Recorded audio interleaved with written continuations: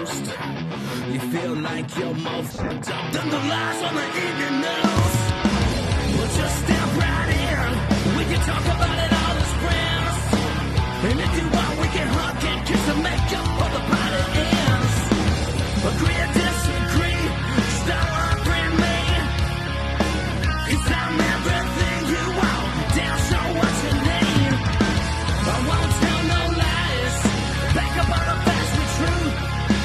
And if you can't get down with that, you must be somebody's dad.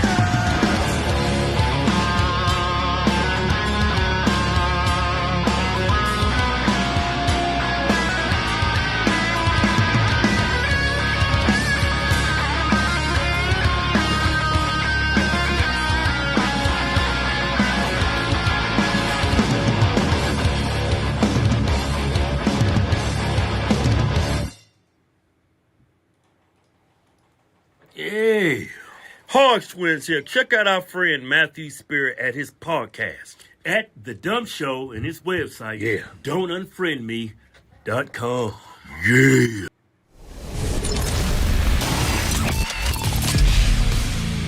Good morning, Don't Unfriend Me Nation. What are we...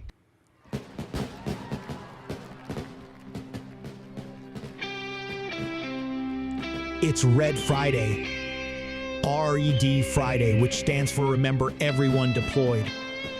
The movement designed to honor veterans and deployed U.S. troops by wearing a red shirt every Friday. As simple as that may be, Red Friday is a great way to back those who serve our country. Go to dumbshow.com and search for Red Friday to get your red on. We're all bootlickers, right? We're bootlickers because we care about the military. You know, we like the police, so we lick boots. According to the liberals, that's what they say. We're bootlickers. They're a bunch of dick lickers. So, yeah. And they think men are women and women are men. So I guess I'm a bootlicker. That's me. Captain Bootlicker in charge. Lieutenant Let's try that again.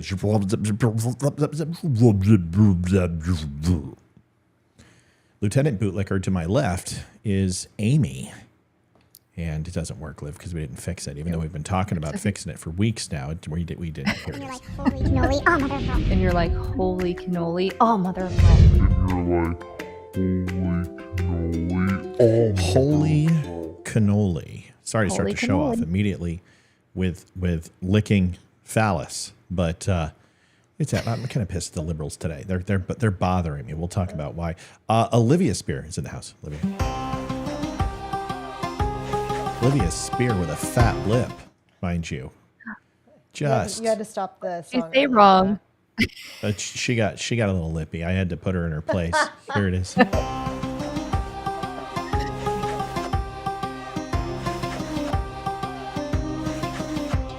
Hi. So I miss Leroy. Like there's too much estrogen in this show now, but you know, it's fine. We can tolerate Olivia Spear. Olivia, what happened to your lip? Can you here? I'll zoom in. Can you show us what the hell? You want to see the actual lip? Yeah, I think we need to. Ooh. It was worse yesterday. Yeah. Okay, I have to say this delicately. No, you just don't let anything out of the bag. Yeah. Because it happened at work. Okay, she can't talk about work because there's people in our lives that we don't want them knowing our personal business because they're scum-sucking douchebags. Predominantly my sister and brother-in-law. So that's pretty much. I hope that's Trevor and Kelly Steiger from Vacaville, California. I hope that airs any questions. If you doubt who that would be, if you want their address and phone number, I've got it too. You can call them and say, "Well, why'd you try to steal Matt's children?" But go ahead, Liv. Was that too soon? I mean, was that too soon, Liv? No? Okay, good. No. So go ahead. I'm trying to. How do I? Well, spit it out before I got to pop you one again. You said it more eloquently on your video. It just comes down to this. She took one to the chin. Somebody who she works with. I can't say, but it was someone she works with. And they threw a wooden object and didn't understand the ramifications of it and popped her right in the lip So she came home. She's like, "Oh my God, people are going to think you beat me." I'm like, "Well, they already think that." I Right. didn't make your pot pie good enough this weekend. Well, yeah, that's impossible. I mean, that would be almost impossible. Welcome to the Don't Unfriend Me show, folks. It's been an interesting day. Full of misogyny. Yeah, I'm. Can I just be honest? I am so sick. Okay, Democrats, seriously, to the young and to the old. I can handle you want to take guns. Okay, I get it.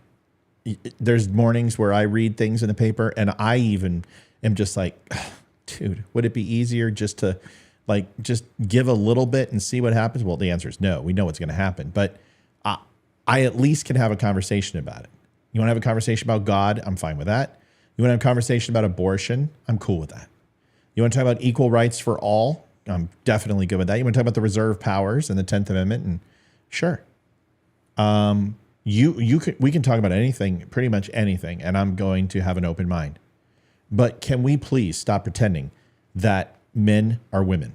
There is no argument. There's nothing you can say that is going to spread the delusion that you possess in your brain to other people, because when men can't have babies. That's it. End of story. It's it's the most basic requirements of men versus women, and Maslow's hierarchy of needs, and the lowest common denominator is I, as a man, want to spread my seed. That's what I want to do. And women want to get pregnant. Now, no, hold on. You might say, well, Matt, some women don't want to get pregnant. So women's role is to get pregnant. Okay. That's the most basic fundamental thing that we do. Why? Well, because every other animal in the animal kingdom don't come out and go, you know what? I've just got this extra chromosome, and I think today I am going to be a seahorse. It's like, Bob, you're a mosquito. We got 72 hours before we croak. Do you want to get this shit going, or do you want to fuck around? It doesn't happen anywhere else. We're the only ones. And why? Well, not just because of the opposable thumbs, but we have the ability to articulate at a high level and communicate at a high level, and it's to our detriment and to our advantage. But this whole thing, people are like, transgenders have been here for 1,000 years. Yeah, and male, female have been just fine. Well, it's fabricated. Gender is created by society. No, gender and sex are synonymous. Okay, they've always been synonymous. You just decided to go ahead and apply social science, which has absolutely no empirical data to it, because you cannot apply on a model with the uniqueness of each individual person, which is what you're trying to say anyway, is how unique people are. Well, that's why you can't apply a one-size-fits-all. So therefore, you can't compass it with 3 genders. You can't do 64. You can't do 64 million genders. We're going to have to do 7.8 billion genders, and then minus a few living and dying. We can't even keep up voting records and registration, and we're going to go ahead and keep a database of how many genders are out there. Enough. You're not a guy. If you don't have ovaries, and after going through puberty, you don't have a period. That's right. You're not a woman. That's it. Because they will say, if you don't have a vagina or you don't have boobs, well, then people... Dude, enough. Yeah, No. It's stupid. No. just See, dumb. even then, you're like, well, wait a second. If I put on some lipstick and I wear a dress, or if I get a surgery. No. But what if I take estrogen and block all my hormones? No. Because it's no matter, okay, listen to me. No matter how hard you believe you're a woman, no matter how much you try, in 1,000 years, if I bury you and I bury me and I bury Amy and I bury Olivia side by side, you're still going to have 2 women and 2 men. Because your psychosis doesn't travel and it decomposes when you die, and your brain does too. So the only thing they got is DNA in your bones. And every single person, archaeologist, alien, or Cthulhu, come down, they're going to say the following: we have 2 men and we have 2 women. So can we stop pretending? Listen, be transgender. Yeah, more power. I stand by you. Trans rights are human rights. You have absolutely the unalienable rights of life, liberty, and the pursuit of happiness. And I am with you. It's not a guarantee, mind you, but I'm with you. And I will fight for you. And if anyone I know disparages transgender people in that fashion, I slap them on Facebook immediately. And I say, wait, this is not what this is about. This is about staying out of our schools, leaving our kids alone, and stop making parents terrorists because we want to control the curriculum, or at least know what the curriculum is inside of our schools. It's a conversation that has been inherent with every parent from the time we first created fire till now, that our children are our responsibility from a genealogical standpoint, from a metaphysical standpoint, from a mental and physical standpoint, and for the love of God, even an existential standpoint. And if you're like, wow, that's a lot of stuff, Matt's making up words, social science at work, folks.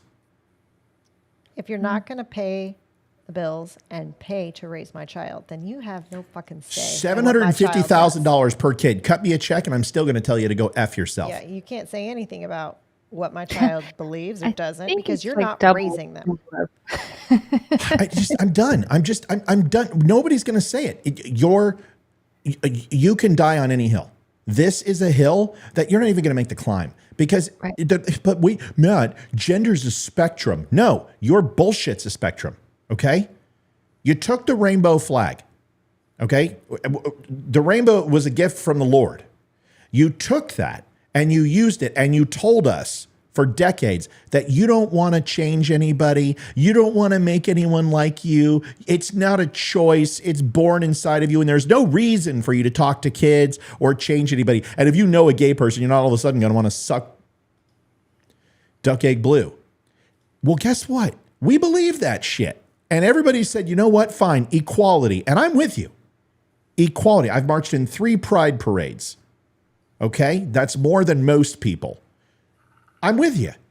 But now it's no longer about equality. It's like the fucking first, second, and third wave of feminism. The first wave was to get the right to vote and burn the bras. The second is we don't need men to make our lives complete. The third wave was we hate men. And the fourth wave is now we are men. What in the name of God is going on? You already won. So to the LGBTQ community, you have 246 days. We celebrate a year. Enough. You're not a woman. You're a man. Dress up however you want. I will call you Shirley if your name is Steve. But don't expect me to listen to you when you talk about your time of the month and how you need some chocolate or you need some days off. You're not menstruating. You're delusional. You've got problems. And the last thing I will say, if society and gender is a societal construct, and male and female are created, well, then what's the point of constructing 64 more genders? Aren't you doing the exact same thing? Then why aren't the original 2 okay for you? And if they are not, and you're telling me people get to choose what they want to be and they get to choose who they are because inside their head, it tells them, and it's not a genealogical thing, and it's not an overall which sexual organs or which genitalia they have. It's actually something in their head. Well, then you're openly admitting that it's a choice.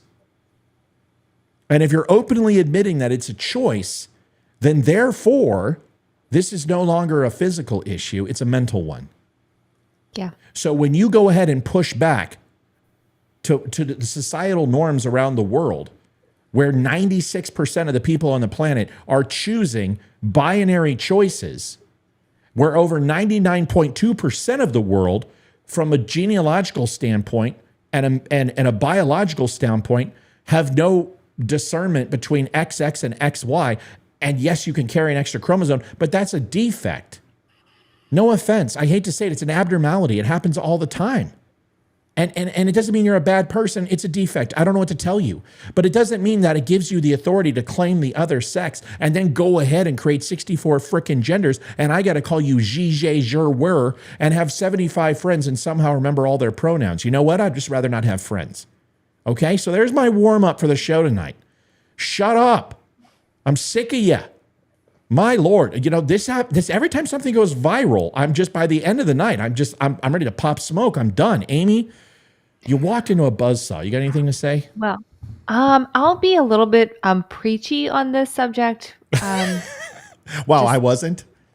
Sorry. Well, I mean, just put down the sacramental wine for a second and have a wafer. No, but just, I mean, look, no one, if you're new here, then you wouldn't know this, but I'm fairly religious. I mean, or Catholic. So I feel like we follow the faith pretty good. We're not perfect. But in my opinion, in my belief, we were designed to be men and women. And yes, there's anomalies, there's exceptions. People are born hermaphrodites. We have or Richard Simmons. Richard Simmons for sure is an exception. right, right. Look, I mean, and if there's ever a man who should have been a woman, Richard frickin' Simmons. I'm with you. don't think so. But he's still not a No. woman. I don't think he would be good as a woman. I don't think he would be very well liked as a woman. He wouldn't have the following he has as a woman. It's Dylan Mulvaney. He has Richard No. Simmons literally is Dylan Mulvaney's dad. No, because I like Richard Simmons, and I really do not like Dylan Mulvaney. I don't like that person at all. And I'm sure I could have a conversation with him, and we could find common ground on something. But the fact that he believes he's a real woman, I think it would just get us off on the wrong foot. But I do believe there is men and women. Of course, I'm not denying all the exceptions to the rule, but we were So sad you designed have to to fulfill cover that. certain roles. What was that? It's so sad you have to cover your bases now. See, like I I won't I know. do it anymore. I'm not going to I sit here and go, okay, I know there's this and I know there's no. You know what? Okay. There's men, I there's don't- women. Yeah, I don't care about covering my bases, to be perfectly frank. However, everything I do say seems my stalkers Right. are like You've got to. I have stalkers, and they love to just isolate those sound bites and be like, "Look, she's a bad person." So, and I am a terrible person, I get it. But no, I mean, I believe what I believe, and these are my beliefs, and I'm not saying I'm right, but it's my belief system, and I think over the thousands of years that we've populated this earth, it's been pretty much the norm for women to have children. We're here to procreate and populate and prosper, and the fact that men want to take away women's rights, and that's exactly, not all men obviously, but the men who want to become women, and same thing with the women who want to become men. I'm not saying it's not interchangeable, it is, but I don't appreciate it. You're not a woman, you will never be a woman, and if you are a woman who wants to be a man, it's not possible. Biologically, it's not possible. We are here to fulfill certain roles, and if you don't like those gender role constructs, you don't have to abide by them. But this has been going on for so many generations. It's really hard to put the toothpaste back in the tube, so to speak. And it's concerning. And I really hope I'm raising my son and my daughter to hopefully want to fulfill their gender roles. And if they choose not to, I'm still going to love them. But I want my son to be a man when he grows up, and I want him to be the head of his household and be a loving, wonderful husband and father, and take care of his children and provide for his family. And I hope his wife and my daughter someday will be a mom, and I hope that they fulfill that role as being a mother, the nurturing, loving person who keeps everyone grounded and who runs everything. We are equal but different, and one gender is not necessarily better than the other, because equal footing doesn't. I disagree with that. Well, Sorry. because you're a man. I'm not getting your pot pie this weekend. Whatever. Yeah. But that's that's like disjointed and discombobulated way of saying that we're separate but equal. It's Right. a terrible way to say it, but No, we it's not are. a terrible way to say it. It's absolutely clear, and I don't think there's anything else to say about it. I'm sick and tired. Once again, if I can't wear blackface, you don't get to wear woman face. Okay, well then shut up, right? I'm not sitting here going, why can't I wear blackface? I identify as a black person. No, you're an idiot. Yeah. And if that's not acceptable, you can't identify that you're black, you're white. Hello? You can't identify you're a woman because you're a guy. Right. Oh, it's not the same thing because gender is a societal construct. No, it's not. Identifying sex from a biological standpoint is not in dispute. So tell me how many sexes there are. There's 2. Okay, well then tell me how many genders there are. 64. How? Oof. Because it's your state of mind. So you're alienating 7.8 billion other genders. No, that's not the way it works, because what we'll do is we'll put everybody in a nice little model. We did. It's called male and female. And what you want to do is listen, life isn't supposed to get harder. It's supposed to get more simplified over time. Why are we complicating things? This has been fine. Nobody had a problem with it. It doesn't make you not be able to go in women's dresses and wear sexy underwear. Okay, so how about we do this? You can go ahead and change your gender, but you can no longer dress the way you dress. Well, that's not fair. Right. So who cares? How does it help you? It doesn't. What it allows you to do is get the much needed attention that you never got when you were younger.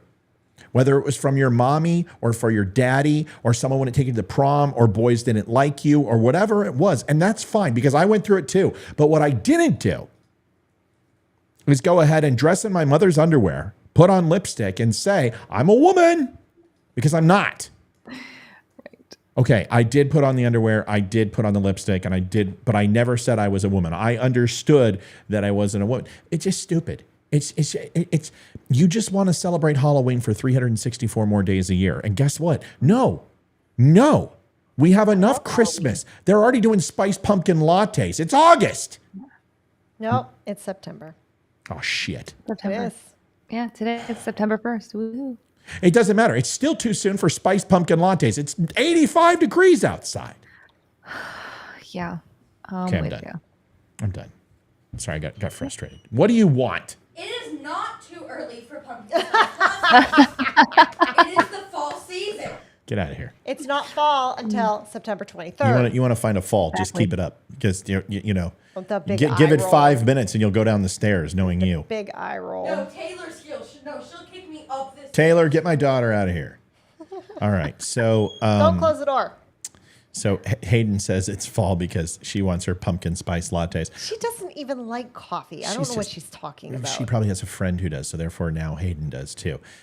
We've got a lot to. First of all, folks, it's hilarious. After selling hundreds of shirts from the Try That in a Small Town, I haven't had pretty much any T-shirt sales in like 3 weeks, which really doesn't matter. But hey, if money's tight, don't. But if you're looking for a new shirt, whether a red shirt or Try That in a Small Town, go to thedumshow.com. It's the DUMshow.com. Go pick yourself up a shirt. We have hats, we have polos, coffee mugs, great coffee. If things are tight, don't feel pressure. But if you want to stop on by, go over there and pick up a shirt or two. It's just weird. I don't think it's been this long since I've sold a shirt. And usually what happens, it means that, well, of course, money's tight. Holidays are coming up. People are on vacation. People are spending money on other things. That totally all makes sense. I just want to make sure if you're looking for it, stop on by and pick up one. Amy's got a cool 13 Stars shirt, which is racist. We have a Red Friday shirt from mine. And there's some Don't Tread on Me. So if you're into slavery, you can stop by and pick up a Don't Tread on Me, according to liberal teachers. All right. Get a Holy Cannoli shirt. Are they still available? Yes, the pot pie shirt is We've still sold. available. Okay, listen to me. We have sold a couple pot pie shirts, and we've sold a few holy cannolis. Just letting you know. Holy cannoli. Anyway, stop. I'd Holy like to see cannoli. that. If you bought one, Jen. please take a picture and send it Yes. to our show because I want to see You guys it. are so. You guys Yeah, are so. if you Are buy you a sure pot you're not pie trans? You guys need attention. If you buy a Yeah, I pot do. pie shirt, please take a picture and send it in. I'd like to see it too. Yeah, stop by. And honestly, I have not created any new shirts and marketed like I have. I've just been pumping out memes and shows like left and right. So I think I need to throw in. I was going to do one for Oliver Anthony, and you know, a lot of people are turning on him. Yeah. I'm like, did anyone think this was a Republican song? In his views were very liberal, right? I mean, it was anti-corporations, kind of anti-capitalism. That's not Republican stuff, man. And he was talking about both parties, but you know, I just want to make sure everyone's like turning on him and saying, oh, you know, he's not far right. Well, good. He shouldn't be. And you know what? He can. Still a good song. Doesn't matter. By the way, this is going to be coming up, a little meme, an artificial meme that has been created. I hope you enjoy it. I'm going to make a little meme with Joe Biden being held by his puppet master. This will be available after the show. Please share the hell out of it. I think it's probably going to go viral. It's a very strong AI creation. Do you want to tell the story or are you going to let me finish? No, I'm gonna go ahead and let me tell the story. You had your chance. So anyway, that's gonna be up. Anyway, let's get to it. We got a lot to cover tonight. We were gonna do the game show tonight because I know Chris. Oh my gosh, we need a Dumb Show Xmas ornament. I will have that for you. That's easy peasy. I'll talk to Jason from PFC and see if he can craft. Yeah, see if he can make those for me. We'll get a donut from me. I'm gonna get a donut from me tattoo. I'm gonna buy tattoos for Olivia and I for Christmas, and I'm gonna go get the dumb logo tattooed somewhere on my body, somewhere where you won't be able to see when this. What's that? Should we get temporary tattoos? No, do it for real. Do it for real. No, I meant for like the people, for our listeners. But you and I. I'm in the market for a new one. I don't know what I want though. That's my problem. See, you're just afraid to do the donut from me tattoo. No, I know like my next 5 that I want. I just got to go do it. All right, so let's get into the show. We got a lot to do tonight, and all of it is important. I will definitely get some stuff up for sure. The theme tonight is kind of jerks. I hate to say it, but I figured we would try to make it a little bit more fun tonight. Not necessarily fun, because we don't have fun here. But this is, first of all, this is a movie theater. And it's obviously reclining seats. And this guy's dead center middle, right? And with my OCD, I always have to... a dumb logo tramp stamp. No, I already got something there. And it says enter and exit permitted. So I've already got one of those. So when I go to the movie theater, like I can never relax. In fact, I don't put my chair up all the way. Olivia will tell you, very seldom, because I always want to be able to reach my firearm and be in a shooting position quickly. And that, excuse me, sir, can you hold on? Sir, stop firing. Sir. Okay, now we can go. Now, I want to have rapid mobility. Plus, I don't want to block a lane for my kids or wife to go left or right, because honestly, I haven't enjoyed a movie in 20 some odd years since the Aurora shooting happened when we were in Colorado. So, but this guy, like, Olivia, you need to tell me what you think I would do in this situation. Okay. Because I think I know what I would say to this guy. And I get angry at people sometimes, and I get lippy, and I have no problem speaking my mind. There's no doubt about it. But I would never do this shit. Go ahead, Amy. Just love it. I was just right. I don't even know what we're going to watch, but I love the fact that he's wearing white socks with black Crocs. Like that. Yeah, but you got to wear socks with Crocs, because, man, those things stink like hell if you don't. Those are white socks and black Crocs. I'm not opposed to the socks and Crocs. Look, my kids wear them. I don't own any, but like, okay, I've resigned to accept the Crocs. But that's a lot. Did you just say your white box likes black Crocs? I've resigned myself to accept the Crocs as a part of my life. My kids own a million pairs of them. I hate them. Say that really fast, because by the time you get done, my white box likes black cocks. What? Yeah. That's completely inappropriate for this. We have children, probably. No, we don't. Okay, here we go. Let's watch this. Okay, listen to this guy. This guy's ridiculous. Mine. It's not yours. You're out there, mine. It's not yours. I want to apologize, because some of the viewers got a little out of hand with the ladies. And we're talking about some stuff because we were making sexual innuendos on the other show last night, which was a great show. If I have offended anybody on that comment, I apologize, because that's the last thing I want to do is turn voters off. Probably turn a lot of them on, or turn viewers off. But it is what it is. Occasionally we let things slip. I will say this. I just I watched yesterday's show, not live. I had to catch up, but I hope you got the tension out between y'all, because it was very obvious. Oh yeah, we got that. I think we got it out like 3 times in like a day and a half. So if I'm not mistaken, I think we rang the bell 3 times. In the middle of the night. Yeah, like 2 a.m., which is amazing for us, because it's usually like, do you want to? No. Do you want to? No. Going to bed. She's like, I'll reach over and I'll just give her like the little check to see if she's awake, and she. Just do this complete spasmodic reaction. All right, let's watch this. Go away!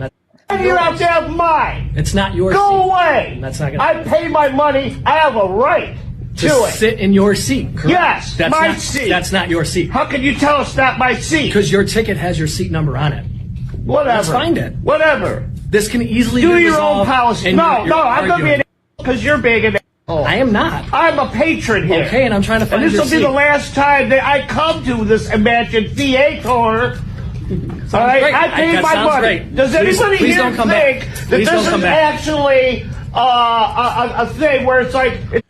See, now there's the head fake. It's not the guy in the Crocs. And Amy, you're completely just like prejudiced and you're a bigot against Crocs. It's actually the aging hippie down here who looks like the white-haired guy from Raiders of the Lost Ark who opened the Ark of the Covenant. Person who's talking?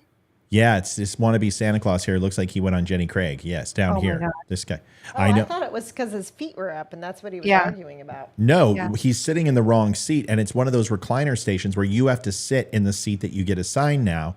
And Olivia, we buy tickets to it all the time, and we get seat numbers. And then all the Karens look at us and walk by, and they go, "Excuse me, I think you're in my seat." Oh gosh, we had one of those when we were in the movie theater like a month ago. But it's not the Crocs person; it's hippie claws. So let's watch. It doesn't matter where you sit. It's not assigned seating. It is. Go sit in your own seat. Thank you. Oh, thank you. Please, sir, let's find your seat and we can start. No, I'm not going to. Then I'm going to ask you to leave. You did, like 4 or 5 times. And that's why now we have a disturbance. Because some other people can't just be like, you know what? I could sit right here. Sir, we're not doing this. One seat off. We're not doing one this. seat off. So if I were to move over one seat, everything would be okay. Sir, is that what you're saying? You're just. Is that what you're saying? Listen. Does that mean? Are you going to listen? All right, go ahead. Go ahead. Be my pest. Okay. At this point, you are disrupting the show for these fine folks. We're going to ask you to leave. We'll get you a refund, though. I'll be nice and get you a refund. I don't know. I might want to be taken out in handcuffs now. Sir. I paid my money. I don't understand why it is. If I sit over here, one seat, it's okay, and everything is right with the world. But if not, the world stops and everybody gets upset. Sir, let's go. I'll be nice and I'll get you a refund. I want more than just a refund. Okay. Can I get a drink? We'll take care of you in the lobby. Fine.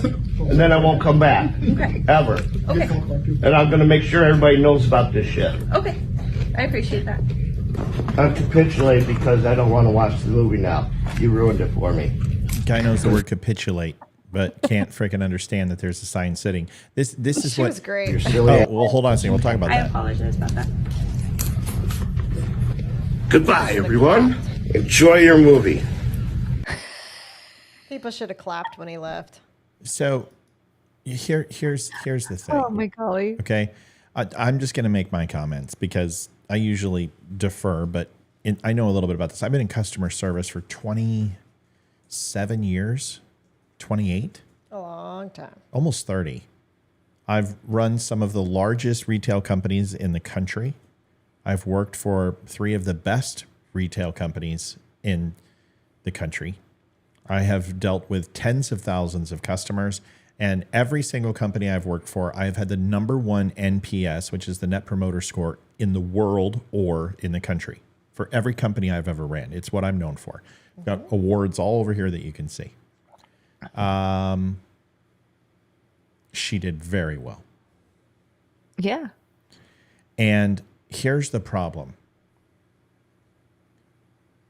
The best way it's ever been described was by Jack Nicholson in Anger Management.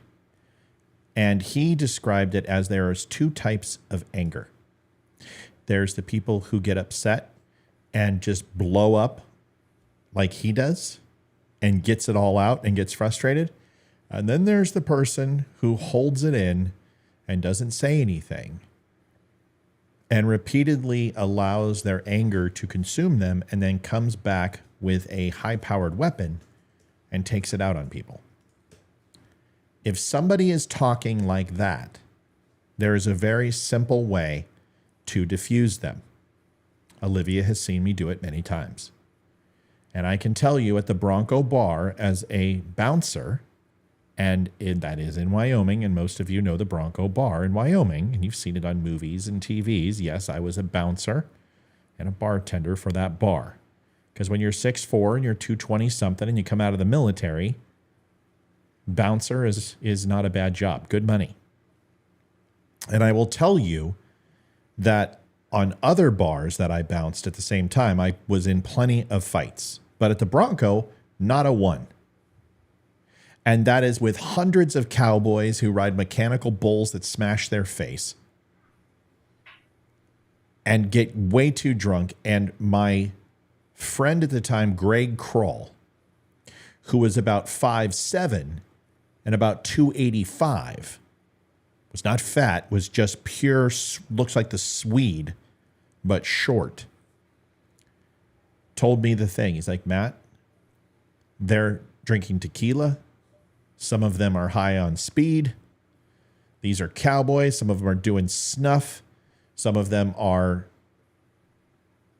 ride bulls and get tossed on the dirt. And honestly, you're going to hit them and they're not going to move. He's like, so this is what you're going to do, is every time you see two guys square off, you walk in the middle, you find the one who's the biggest aggressor, and all you do is you step right in, you look him right in the eyes, and you put both hands on his shoulders, and you say, hey, big guy, you need a hug. And you get the biggest smile and the twinkling eyes, and you wrap your arms around that guy, and about 5 seconds of resistance, give him a big squeeze during the process and let him know, I ain't fucking around, and I'm strong, and I will toss your ass on the ground in about 2 seconds if you don't hug me back. I must have hugged hundreds of drunk cowboys, and every single time it diffused the situation. Did any of them feel you up? One guy grabbed my buttocks when he did it and gave me a sports pat, but he was just immediately into the hug. He must have been a gay cowboy, rhinestone cowboy, but it doesn't matter. The point is it diffused the situation. If you can find a way to diffuse the situation and have some sort of levity, it immediately stops the process from going to a violent place. And if you don't know, he calmed down in one circumstance. Does anyone want to tell me what it was? When did he calm down? When he got the drink. When she said she would give him his drink. And everyone behind him laughed. Now, he's like, when a person's that angry, they most of the time feel stupid, right? And they're lashing out in anger. So if you can go ahead and give them positive reinforcement and acknowledge them, you're going to diffuse the situation. And the customers that were watching, the patrons, gave the assist in that process and calmed him down. A quick story, and then I'll shut up. Apple had one of my everyone was new. We had an iPhone launch, and I think it was iPhone 7. Yes. It's iPhone 7. It was in Albuquerque, New Mexico, and there was just a little nothing girl named Veronica who worked there. It was Native American, probably weighed $1.6, $1.7 soaking wet. And this big guy walks in, and he starts screaming at her. Like, I'm on the floor, running the floor, and Apple stores are noisy places. But I hear him, you stupid BITCSLUT, blah, blah, blah, blah, blah. And I'm with two customers, excuse me, I'll be right back. Now, like Moses parting the Red Sea, I took out my headset, I dropped my walkie, I put down my iPad, and I started beelining right to it. And of course, it was like, R-E-A-C-R-E-A. I mean, the entire store just went, and I have a beeline right to this guy. And I walked up and I said, sir, what seems to be the problem? And he says, well, actually, and I said, it doesn't matter. I already know what the problem is. You need to leave the store.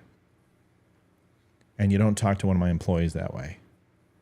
So you have a choice. You can come back and bring every Apple device you've ever bought. And I don't care if it's 20 years old, and I don't care if it's 2 days old. And I will refund every dollar for full retail price that you paid. And whether that's $20,000 or $200,000, you will have that money back in your pocket. And I'm going to fire you from ever coming back to any Apple store in the country.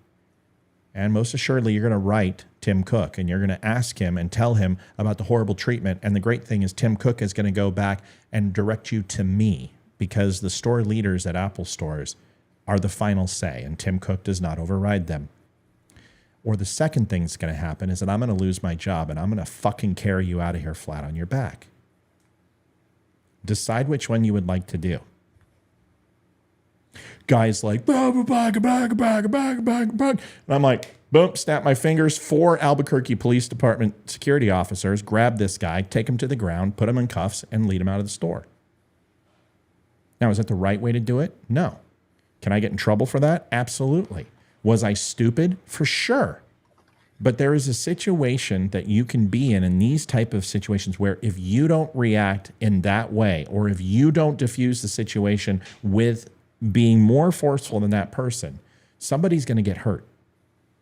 Because I've also seen an exact situation just like that in Bakersfield, California, where it was on the nightly news, where there was 16 gang members inside of our store that grabbed one of my employees and threw her around and smashed her face into tables and jumped her and beat the shit out of her. Her jaw was wired shut. She lost feelings in her fingertips and arms. And guess what? The manager on duty did dick. He could have diffused it, he could have stopped it, and he could have ended it when it was one-on-one. But what happened is that the gangs were walking by the stores, and those two started squaring off, these two girls, and all of them jumped in and beat the snot out of this girl. So all I'm saying is she did a great job, but if this guy had a gun, you're done. It's over. And in this day and age, you have got to use discretion. And even though she did a good job, that guy was unhinged. He's obviously mentally unstable. You are not equipped to handle that situation. And immediately the person who was there should have de-escalated and simply said, sir, sit where you want. Enjoy your movie. Have a wonderful time. I'm going to bring you back some popcorn and a soda. We apologize. And let the movie play and then have the police there. And at the end of the movie, when he walks out, you're going to diffuse the situation. That's my critique of it. Hindsight's 2020. But this is the problem. You have these young kids that are making minimum wage who don't have the de-escalation techniques, who have never went through this, who have no idea. And honestly, there should have been a security guard with her right there protecting her and the patrons inside. And unfortunately, this is what happens, is that these kids are running these places. She probably makes $27,000 a year. And in my opinion, the whole time, I'm like, my God, please don't pull out a gun. Please don't hit her. Please don't get violent. That was my thought. It's a very long story. I apologize I monopolized so much time. Go ahead. Yes. I don't know what to say. I mean, I agree. Well, you're in customer service, right? I am. So I'm in customer service. I've always worked with people as well. I've worked in the bar settings when I was younger. I worked with mostly children, and I'm frozen. You're okay. You're getting there. Ladies and gentlemen, Amy is there she is. She's back. Go ahead. I swear to, I literally got on the phone and they were like, no, it doesn't matter. My internet. I don't think it's you, kid. I don't think it's you. Tonight, I think it's me. No, if this happens every freaking show lately, and I'm paying out the freaking nose for my internet. Have you run a speed test? Yes, it's like I literally was on the phone with them much longer than I intended to be. What are your speeds? It was. What's your up and down? Let me look it up really quick. It was 120 or no, 1,200 for downloading, and then 3 something for uploading, and 300 or 3,000. No. 3. I don't know. I have to look it up. They send me all the numbers. Who do you have? Xfinity. There's no way. They don't offer that package. So your upload should be around 1 gig, and your downs should be between 35 and 45. That's the highest package Xfinity has. Well, I have the highest package, so whatever it is. I can look it up. I screenshotted it so I could look it up later. Yeah, your upload is what's important. Your down doesn't matter. Yeah. Your upload is what you send to me. And if you're running anywhere between 16 and 20, you're doing it right. It's supposed to be. Do you want me to come best. over tomorrow? Can I come over? When can I come over? When are your you can come over tomorrow. Parents? Tomorrow should be fine. Sunday's not good. But yes, tomorrow's great. We're here not Sunday, we're here, but we have family coming over and stuff. But All right. Yeah, it doesn't matter. But anyway, back to the story. Yeah, go ahead. I've always worked in customer service. I worked across the board with many age groups, whatever.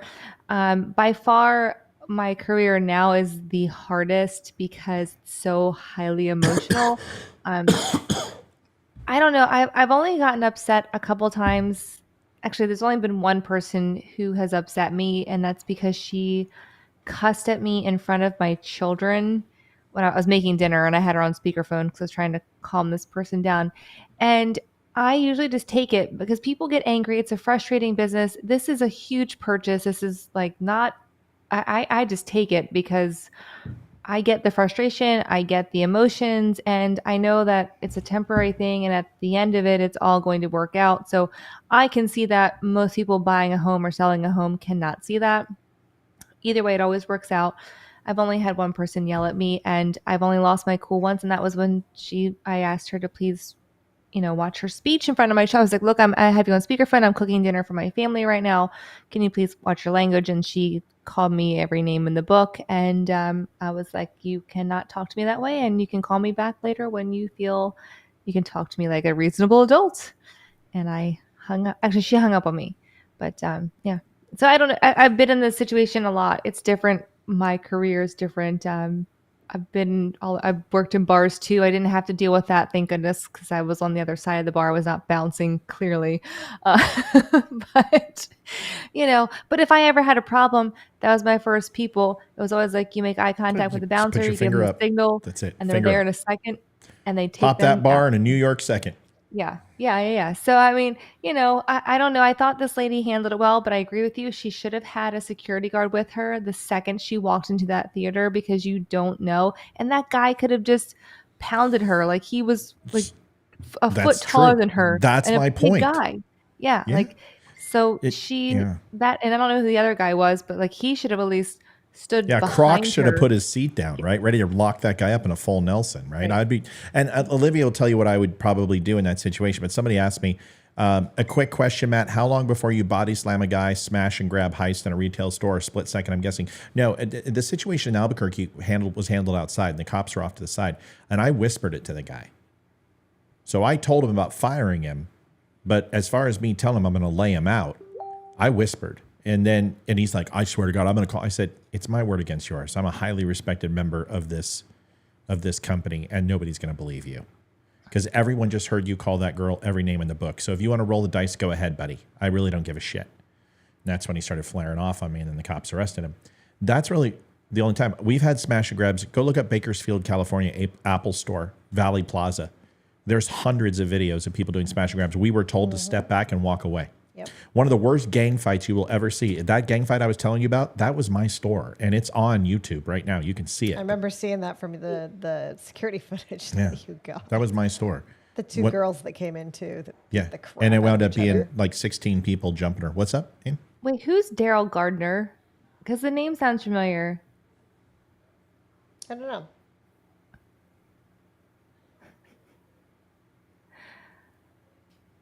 What'd they say? Daryl Gardner says, y'all need to get Amy either a new mic or a white cover or a condom. Her mic just looks wrong. Kind of looks like Billy Crystal skit. Just saying, don't ban me. Daryl, let me explain something to you. We may joke around. Right. And we may have some fun. But there's a line. And let me be completely transparent with you. If you were in front of me, I would have no problem not having a conversation with you about this. You don't talk to a lady that way. You certainly don't talk to a host of mine that way. So I'm going to give you a pass, big Pasadena, that you're drunk or you're just stupid. And we'll move on. Fair enough? Okay, then let's chalk that up as your one idiot comment for the night, and let's not do it again. Cool? All right. Yeah, come on. Yeah, come on. Yeah, come on. Right. You're telling a woman that she's sucking the phallus on... Come on, dude. Just put it in your pants for 1 second. Go take a cold shower. Get some turtle wax from the garage. Get a JCPenney catalog. It doesn't beat up in the shower. It'll leave a high gloss shine, and you'll be right as rain. Okay? But... don't talk like that to one of my hosts, okay? Act like you've done this before, bro, okay? Right. You don't like it? That's the way it is. I'll just add my 2 cents. Okay. Not worth, add something to the show worth it. Like, this is not, like, that's just gross. Grow up. Yeah. Okay, Daryl. Okay, you never said that. See, Daryl, Daryl, de-escalation techniques, right? This is where you feel probably a little dumb, and you feel like I'm picking on you. So you have a choice. Either you have to weigh my character and say, Matt wouldn't do that unless I said something real stupid, right? And if you don't think, well, then you can just go fuck the right off. Cool? All right, good enough. Great, Daryl. So Embrace it. Yep. Okay, good. Good, Daryl. You feel good. Now we're good. So now you know I'm okay. I've said worse shit in my life. Okay. I have. And I've certainly disrespected women before unintentionally. And we're not a bunch of soft Nancy's here. And Amy can take just about anything. And she usually gets mad when I defend her.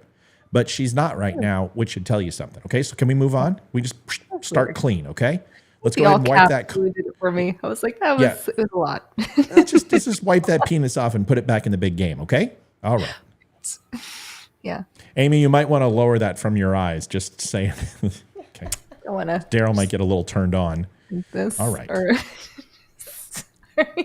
Listen, Amy is one of my best friends, and I adore her unequivocally. And Daryl, I'm not trying to offend you, and I know you're trying to make a joke. It just wasn't the right one. Okay, so let's move on. Okay, good. Not at this time either. Like, what the hell?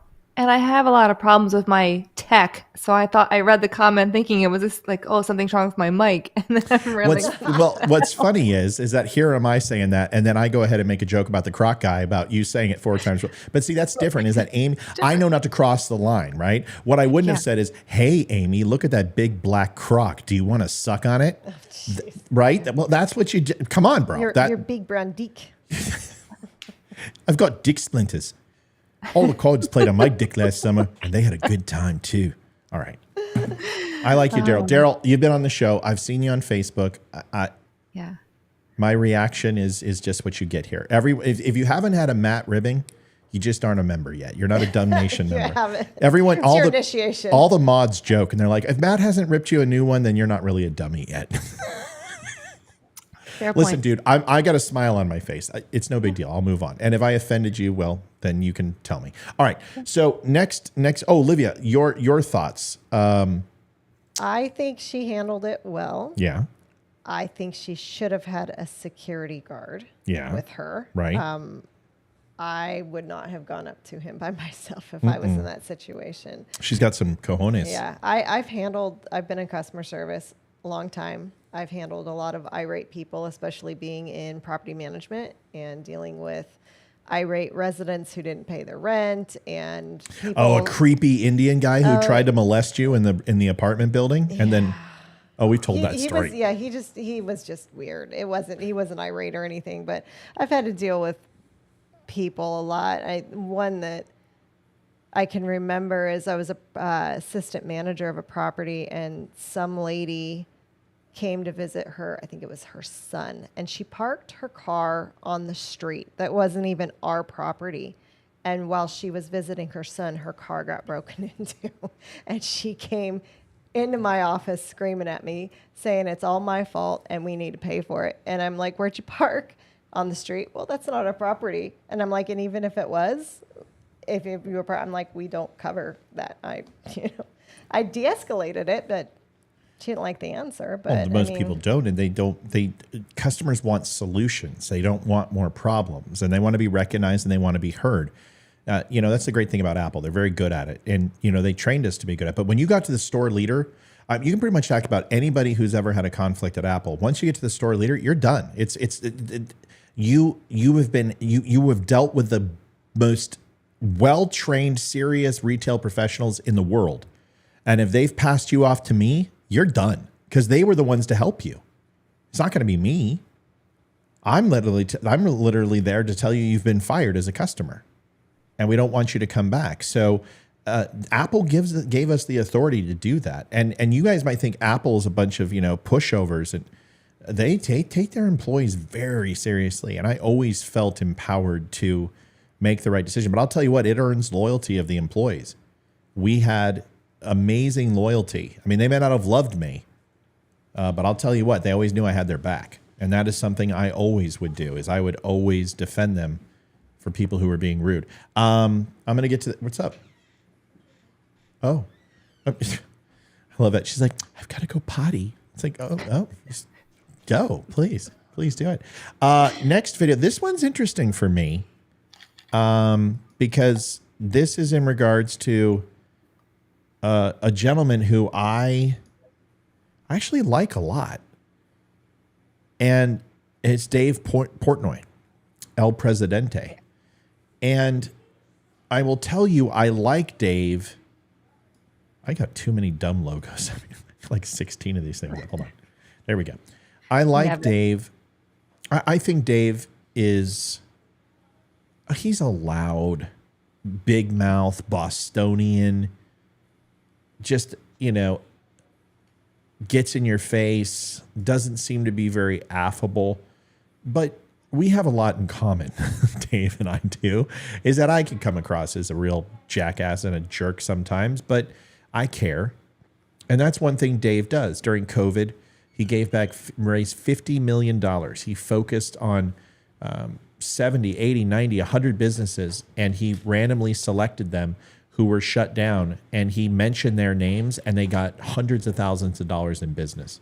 Hundreds of thousands. He literally can make and break a pizza restaurant in a heartbeat. But he did this for garden centers. He did this for home improvement.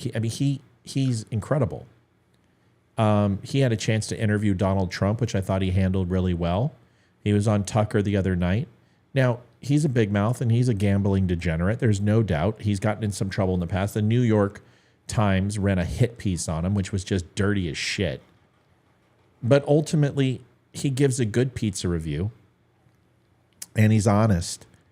And more importantly, even the ones that he scores low tend to get more business because people want to go try the shitty pizza. And they want to see what shit tastes like. So they go and do it, and then they score it on the One Bite app.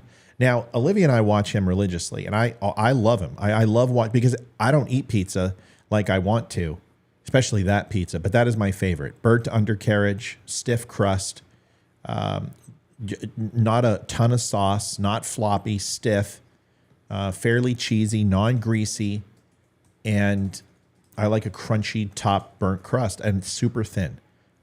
What he loves, it's my favorite type of pizza. And I can't eat that shit. So I don't. So I live vicariously through Dave. But this video is an interesting breakdown, and I always love these, is I want to root for Dave, but I also can understand where the business owner is going. So just understand this. If Dave gives you a 7.2 to an 8.7, 8.8, his highest score is like a 9.2 ever. If you get a 9.2, you're going to see $1 million worth of business that year. If you get an 8.7, 8.5, 8.2, you're still probably going to see $1 million in business. This guy literally makes or breaks your business. But like I said, even with a low score, people gain the residuals from it. So watch this. All right, pizza review time. Dragon Pizza. I'm gonna be honest, it looked better in the case. And you said this had 50 reviews and an 8, right? Oh, it's a floppy mess. So what he's saying was it had 50 reviews from the One Bite app, which means 50 fans, which are called stoolies, and we have the dummies, they have stoolies, have rated this thing. Now, look at that. The undercarriage is nice and it's a little not as burnt as I like it. It's not as stiff, and it's floppy, and it's greasy, and it's falling apart, and it's a shit pizza automatically, and it looks like a football pizza, and it's going to get a low score. It's going to get a 6 or so, right? But this is the way he reviews, and you stand back and you smile, or you take some pictures with him, and then you put those up, and then you're in it for success. But nobody has ever reacted to him. Only one guy ever really treated him like shit. It was a host. It wasn't an owner. So this is incredible what happens here. All right. 6'4"? Dave, right? Yeah. What's good, man? What's going on? My name is Dom of the Year. Dom of the Year? What does Dom of the Year mean? Dom, my name is Dom. Yep. Man of the Year. It's like Dom of the Year. Every year I get better and better. Thank you. I appreciate. So that's a random guy. Just random guy walks up and starts talking to Dave. He's filming a video and he talks to him. That's what he does. There was a homeless guy who was drunk. One guy was bleeding from his nose. And Dave's just like, whoa, shit, what the hell? He didn't call him, get out of here, you bum. He's a person of the people. And if you talk shit to Dave, he's going to talk shit to you. You start crap with him, he's a Bostonian. He's going to start crap with you. It's very similar, garbage in, garbage out. So this guy, Star Wars nerd, with the Jabba the Hutt belly, with a shirt that's like looks like it's my son's, and he has no reason to be wearing. I could wear that shirt. He can't wear that shirt. Are those dress pants? And then he has like the restaurant shoes on with the belt. It's just an odd and he's got a t-shirt tucked in. I mean, seriously, dude, your ass is so tight.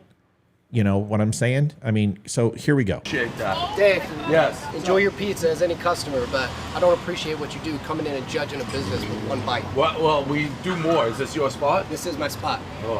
I hope you enjoy your pizza, but I don't appreciate what you do to small businesses. Well, I help. The good news is I give don't you see it that way. terrible school. Well, Dominier, can I ask you? Yeah. What was his problem? I don't Like, know, I'm bro. actually helped so many small businesses. Now I can say peacefully, this pizza's trash. Let me be a little clearer. Move on. Don't stand in front of my business. Let me be clear. Fuck Let you. me be clear. Fuck Get you. the fuck out of front of my you. business. Fuck you. Now, at this point, this is okay. If you come on my channel and you do that, listen. I am excellent at this. Like, if you want to play 2-year-old semantics, ask my wife. I am the most annoying son of a bitch in the world. I mean, I will nana boo boo, stick your head in doo doo. I have no problem getting down and guttural and 2-year-old. Either does Dave. Dave is very good at it too. This guy handled it wrong, right? Because 30 million people are going to see this. Okay, this guy literally had a $400 million business. Got it up to $750 million business, sold it for $750, and then bought it back for $1 because the company that did it wanted to go with another contract and dumped the company, and they sold it back to Dave, wrote it off on taxes, and sold it to him for $1. If you don't think that Dave Portnoy is a freaking genius, just from that alone, and he may be an idiot savant, there's no doubt in my mind. I mean, he is. He's wicked smart. And he understood that sports gambling was going to be like the new marijuana trade.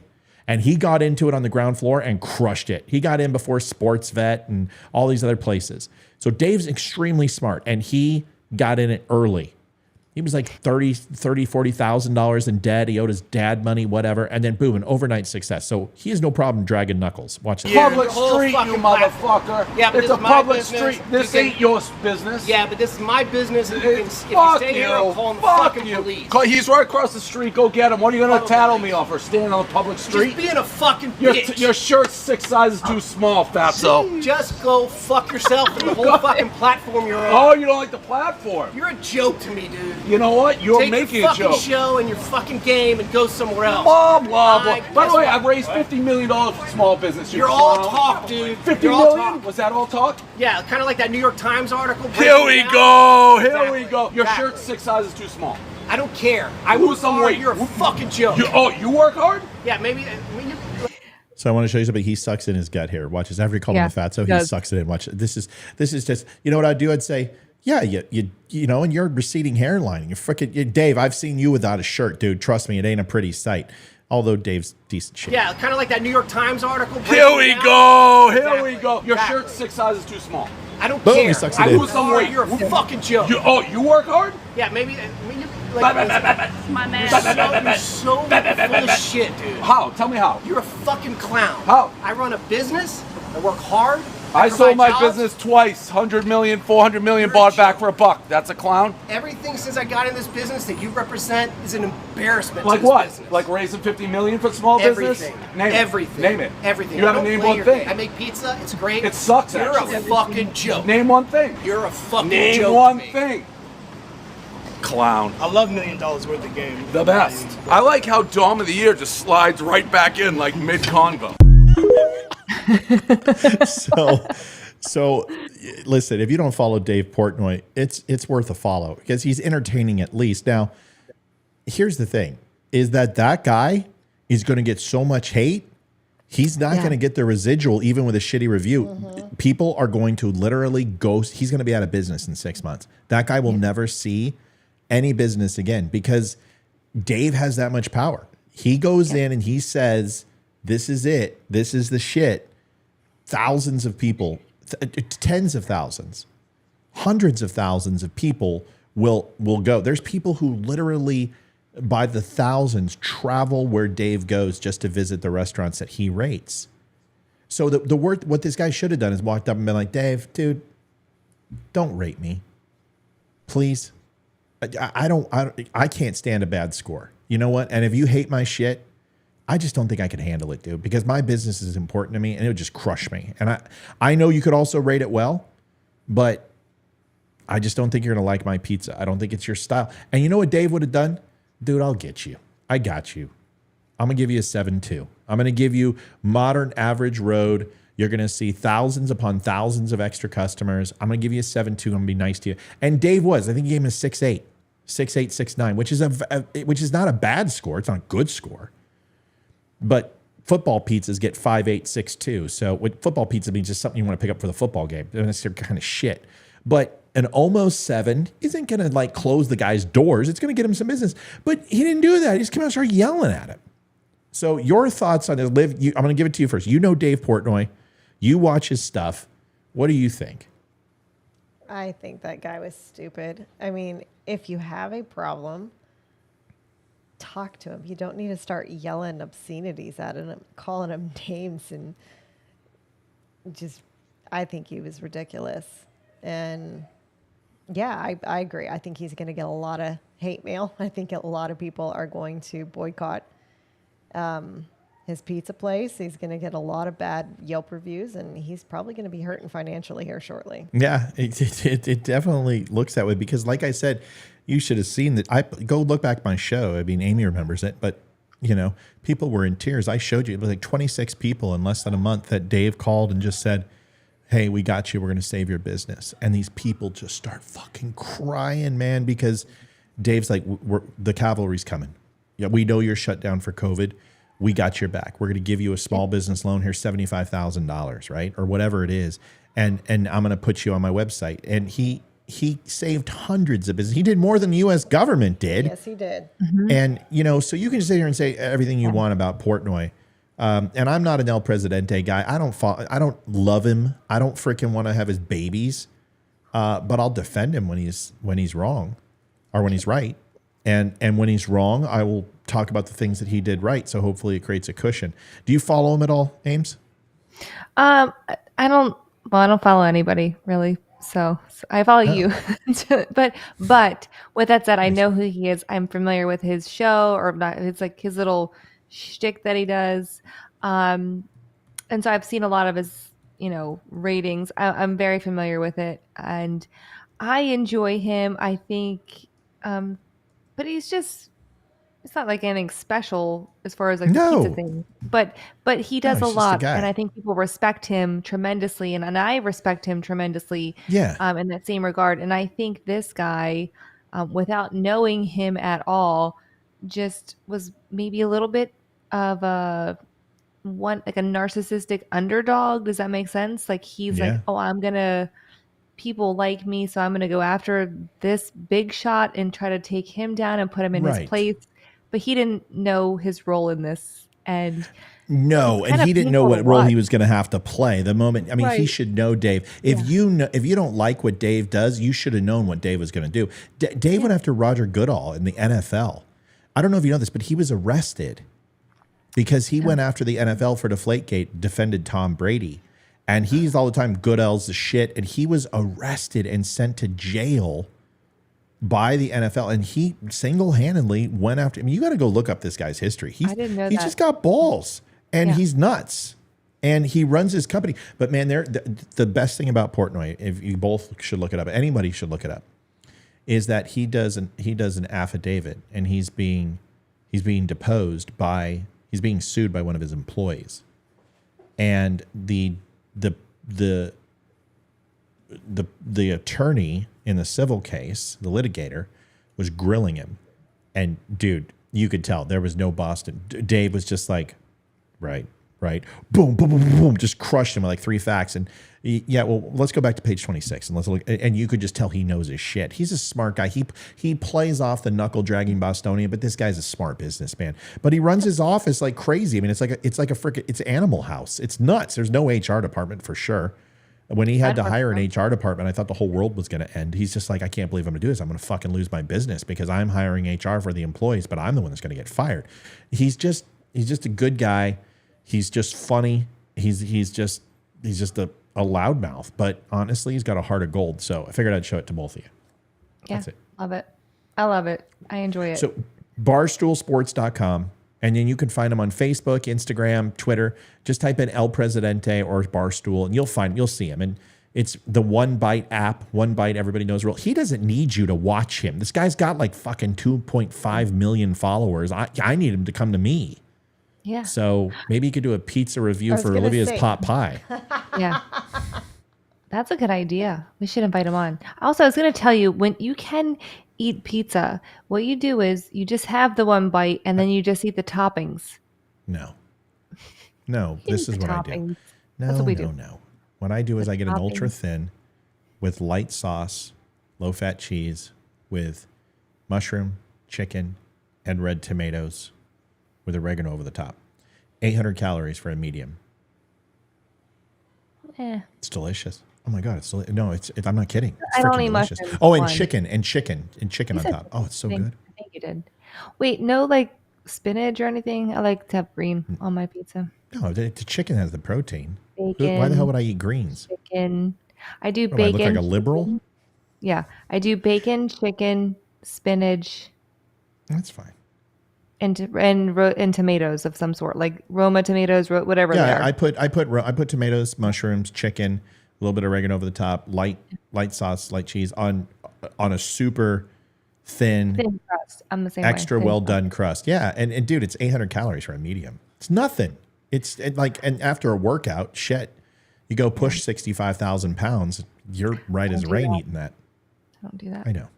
All right, we got to stop talking. We got to keep on topic. All right, so next topic. So we all know what happened with January 6th. I'm going to save that for the last if we have time. Okay. Okay, you space laser people. Dude, I blew this thing out of the water. I'm not doing this again. Okay? I already crushed this story. Why am I even talking? Look at me. Do you see this? Everyone's like, it's not space lasers. It's on a fixed-wing aircraft. No, dude, this guy said space laser. Here he is again. See all the burning houses right around here in the lower left-hand corner? Oh. Yeah, those houses weren't on fire. They literally cut out Oprah's house. Dude, she's on the freaking the other side of Maui. She's not even, Lahaina isn't even in the same freaking valley. She's like 100 and something miles away from the Lahaina fires, folks. It's complete bullshit. Wait, There were where no does she space live? lasers. Here. Look, I'll show you the picture. Just No, hold but on. where town does she live in? She probably lives in She's on she's like central Maui. Like Yeah. whatever it is. I don't know. Lahaina's on the west side of Maui. And she's like central. It's not even the same area. There was no fire near Oprah in any way, shape, or form. This bullshit where all these houses are burnt right here, just hers, it's superimposed. They cut it out and it's a lie. There were no space lasers. Okay, and I don't like Oprah. I'm not an Oprah fan, okay? She's about as liberal as they come. But you know what? She's also given billions away to people, okay? And I understand that was for her show. I understand, but please stop. Stop with the space lasers, folks, okay? Stop with it. But this is interesting. Wailea. That's what I was going to say. She's probably in Wailea. Okay, so she's in Wailea, whatever that I'm means. just How far is the assuming. I don't know. Wailea from Lahaina?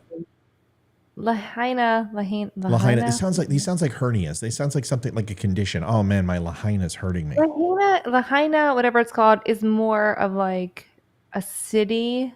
Like it's more How far is touristy. it? There's more building. It's like it's very saturated with people, No, tourists. but how far is Oprah's? If she lives in Oh, that I don't city, know. how far? I didn't look up where she lived. I didn't, but I will. Okay, I'm just assumed telling you she it's lived in far. I saw the graph. There was no fire in that area in any way, shape, or form. All those celebrity houses, you know, and of course, nobody says anything about Mick Fleetwood's freaking business burning down. There were plenty of celebrities that lost houses, folks. Stop it. Knock it off. Still points in the house. Still points in the house. What's up, Still Point? All right. So here's The Rock and here's Oprah. I'm going to give you the good, the bad, and the ugly about this. All right. First, let's listen to it. So, Ames, you ready? I'm listening. All right, listen. We were so Oh, yeah. concerned about what was Report. happening in Maui that we were texting back and forth. And I read this article that Dolly Parton had given money in her community. And I said, I think this is the answer. You said, I think that's the answer. I said, I love it. And so we have created the People's Fund of Maui that will put money directly in the hands of the people who need it right now. So if you send a donation, just click where you see below and send a donation. That money is going to go to one of many residents who have been displaced in Maui. We guarantee. That's right. And I know a lot of people out there, as Oprah and I have been finding, are just having a hard time trusting where the money goes. What organizations should I send money to? How can I help? In this case, the fund that we created with a lot of hard work from a lot of hardworking people who all care about these people of Maui. As Oprah was saying, it is a clean, direct from you directly to their hands, and right away with some real immediacy, because as we're finding, as you guys around the world know, with disasters like this, the number one need is money. Is money.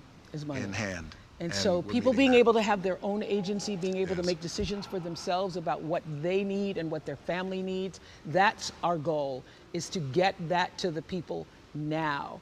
And so we appreciate any support that you can give. All the people who were calling me and texting me and messaging me and saying, what do I do? What do I do? This is what you do. You know. The People's Fund of Maui.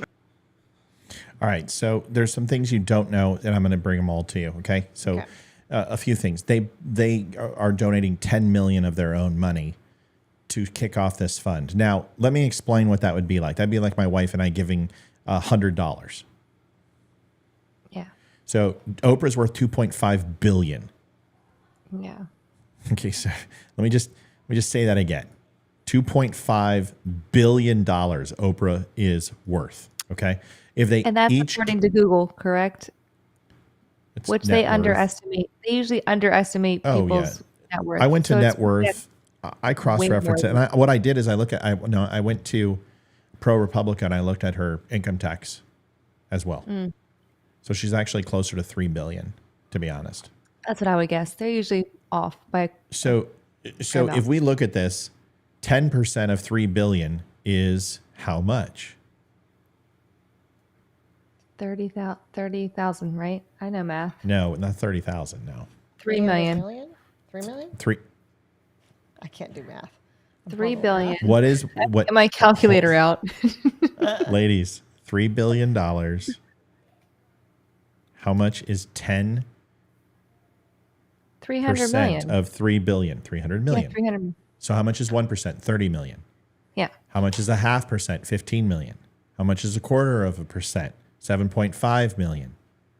We need that little how much? math going. I've got it for you. How much is? I met Olivia and I. How much is 6.25%? 0.0625%. Well, now you're talking about 3.5 million. So it's about 0.075% of their overall net worth for her goes to this, and Dwayne is worth 800 million.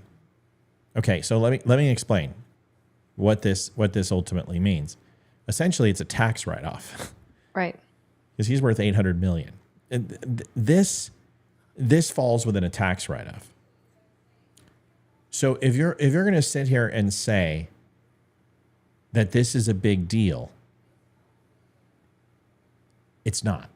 And I hate to say, and why the fuck are you asking money from people who can hardly afford gas, can't get chicken on the table, can't get steady jobs? It's inflation, the dollar.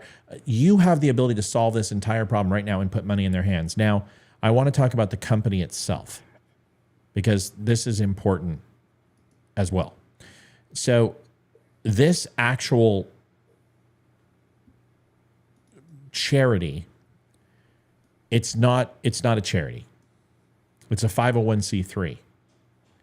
And the name of it is like the entertainment. Can't remember the name. Entertainment Institution Funding, whatever. You can look it up on ProPublica. But with this EIF, it's a fund. And the difference between a direct charity and a fund is it's set aside and it's managed by a group, which is a 501c3, which is a nonprofit. This entertainment, blah, blah, blah, blah, blah, blah, blah, essentially is a fund. So they're going to take proceeds of this money to pay their staff. And this is the problem with a lot of 501c3s is a fund.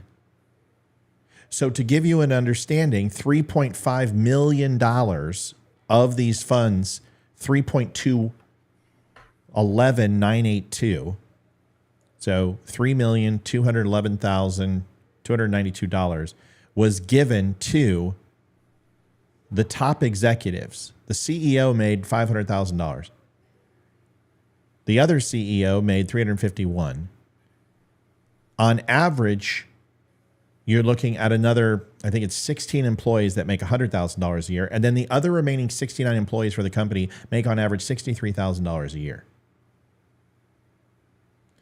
So it's a $3.5 million organization for payroll. And most payroll expenditures for most businesses, doesn't matter whether it's a 501c3 or a retail location, usually makes up anywhere from 30 to 40% of its overall budget for the year. So you have to assume that at $3.5 million, that they're at least a $10 million charitable organization. That's a lot of money for payroll for a 501c3. That is an incredible amount of money. Now, when you look at the 990 documents, they have to take some money because you have to hire people to do this. I just wanted to be clear that if you're going to give money to this program, no, it's not directly in the hands of the people right away. That it's going to go through this 501 and then they're going to receive that money. It's not nefarious. There's nothing wrong with it. Everything is above board. Everything's on the up and up. But I still think you should give money to places like Team Rubicon.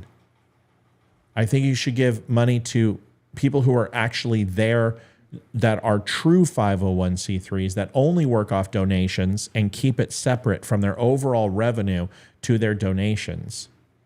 But just so you're aware, this is a lot like companies like Wounded Warrior Project, which have extremely high payrolls. The Red Cross, which tie up money left and right and actually will receive and have nobody help in their area once they arrive and refuse food and water from other third-party charities because the Red Cross is government funded. So I just wanted to be completely transparent about this. It's not nefarious. OPRAH, listen, they're doing more than some people, and it's not like this is a bad thing. What I just want you to be aware that if you're going to give your money to this thing, that a lot goes to payroll. And it's not a true transfer of you give them the money and it goes right in their hand. That's not true. It's a fund. And 501c3s work very differently than true charitable organizations. Okay? All right. Yeah. Thoughts on this, Liv? Questions on this? Anything special about this? Because if not, and Amy, you too, we're going to move on. Nope. Wow.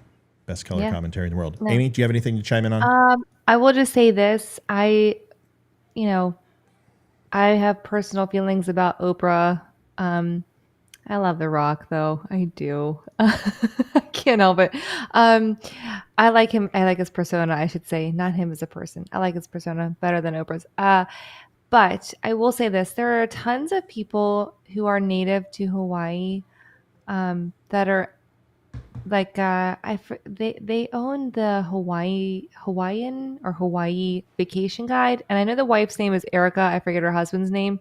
I don't know if they're running some kind of charity or whatever. I'm assuming they are connected to something with this because they live in Hawaii. They make their livelihood by traveling and writing about things to do there. I'm assuming they have close ties to the Maui people. I would trust someone like that more than I would trust OPRAH personally to donate money. That's just that's my 2 cents. I agree with you. I've been screaming Team Rubicon since I got there because they actually go out and save lives. They go out and rehab neighborhoods. They get people their homes back.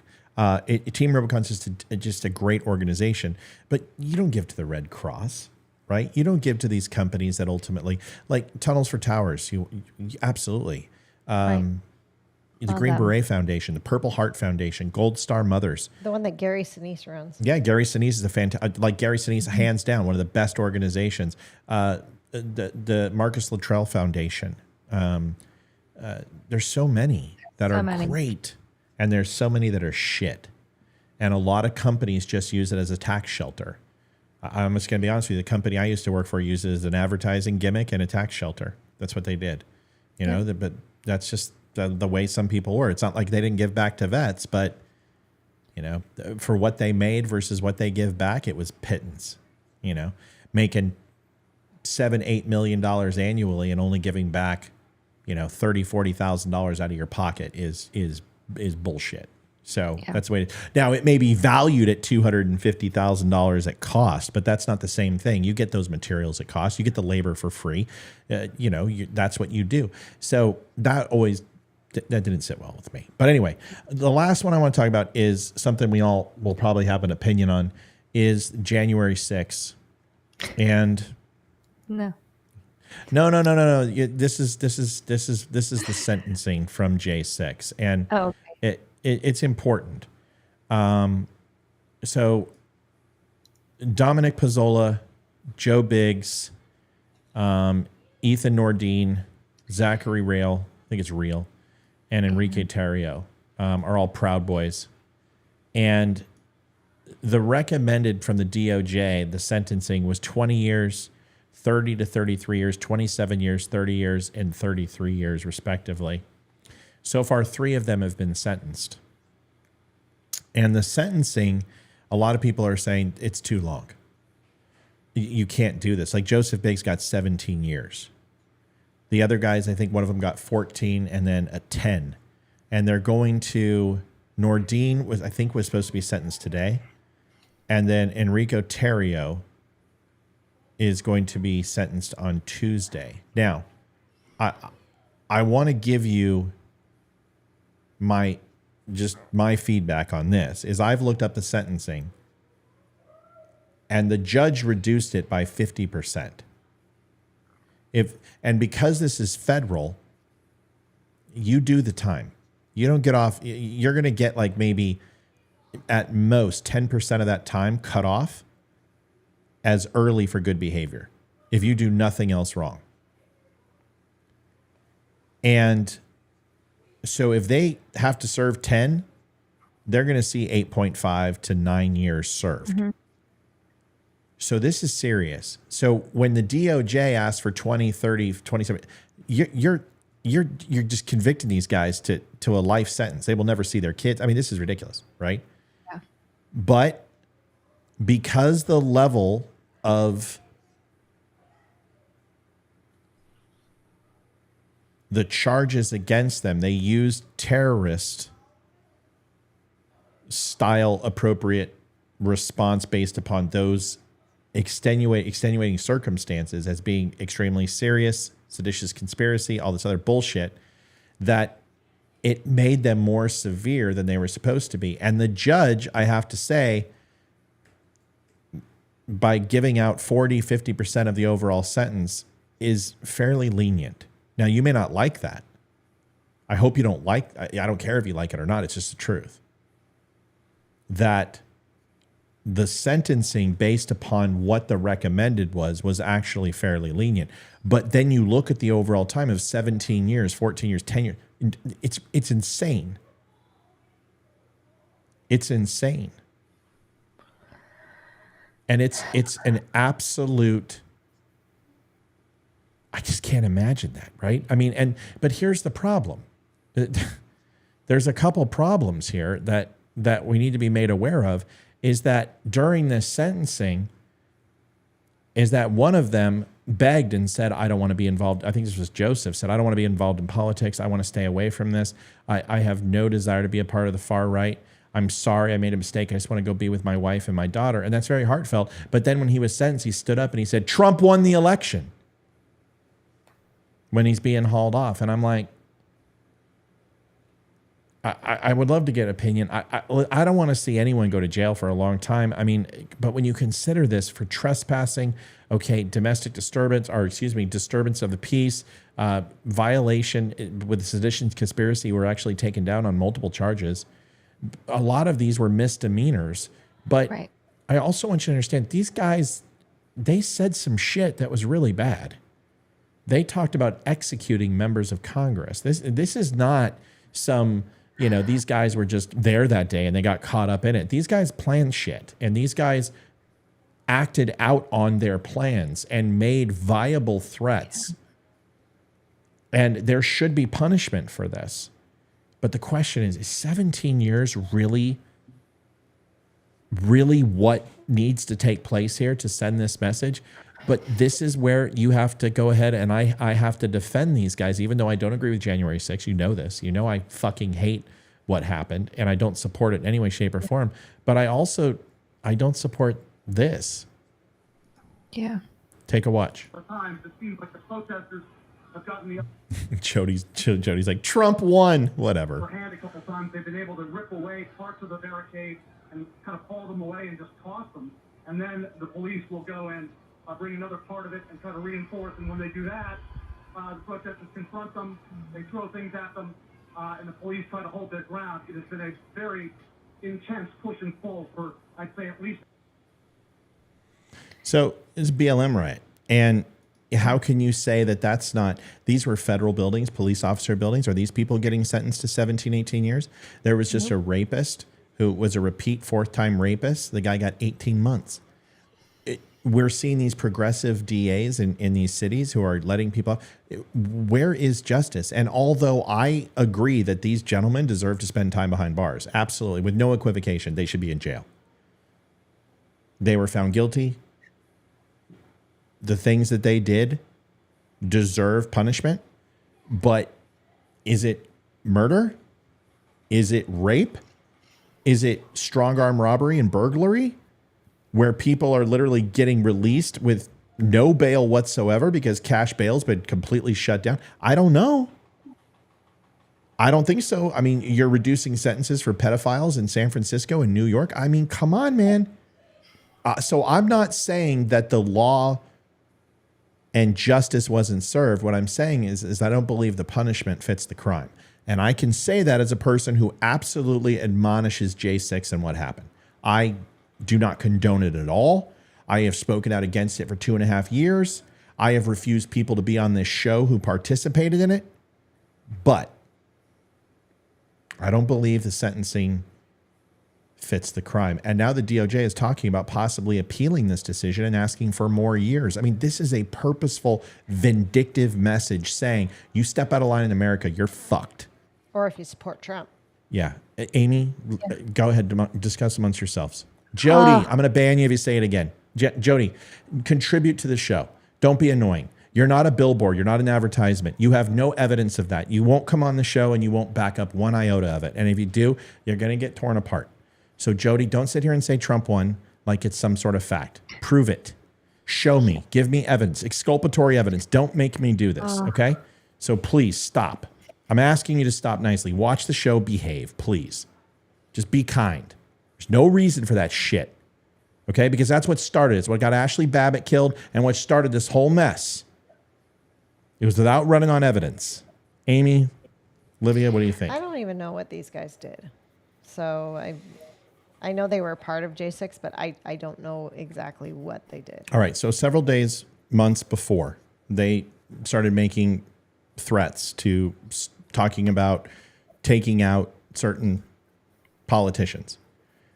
They coordinated and cooperated through different channels in regards to showing up to J6 and what they intended to do. Different chapters around the country coordinated what they were going to do and what their overall response was going to be, which was to interfere with the counting process on J6 and to stop the electoral count and ultimately hold it hostage from being able to proceed. That was their ultimate goal. And this was not just Proud Boys and these people who are being charged, Oath Keepers and hundreds of other people who are being charged with misdemeanors. And the problem is that somebody needs to pay. And apparently it's not Ray Epps, which we've covered multiple times. But they are being linked to what happened on J6 and inciting that violence based upon what people say was Donald Trump's instruction to do just that, even though they're going to have a hell of a time proving that in any way, shape, or form. So much crime undocumented where I'm at, starting to wonder what's going on. Okay, Ian, I'll read that in a second. Amy, go ahead. Your thoughts. I mean, there's so much to unpack with each of these gentlemen. I would have loved to sit in on their court proceedings just to hear it all personally, because I just find it fascinating. I would have thought a fair judge would have said time served and probation. Like, that's just my personal opinion.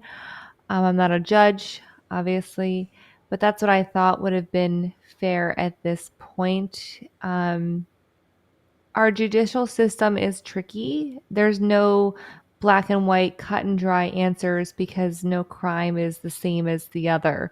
So it's a tough place to be in as a judge who is handing down a sentence.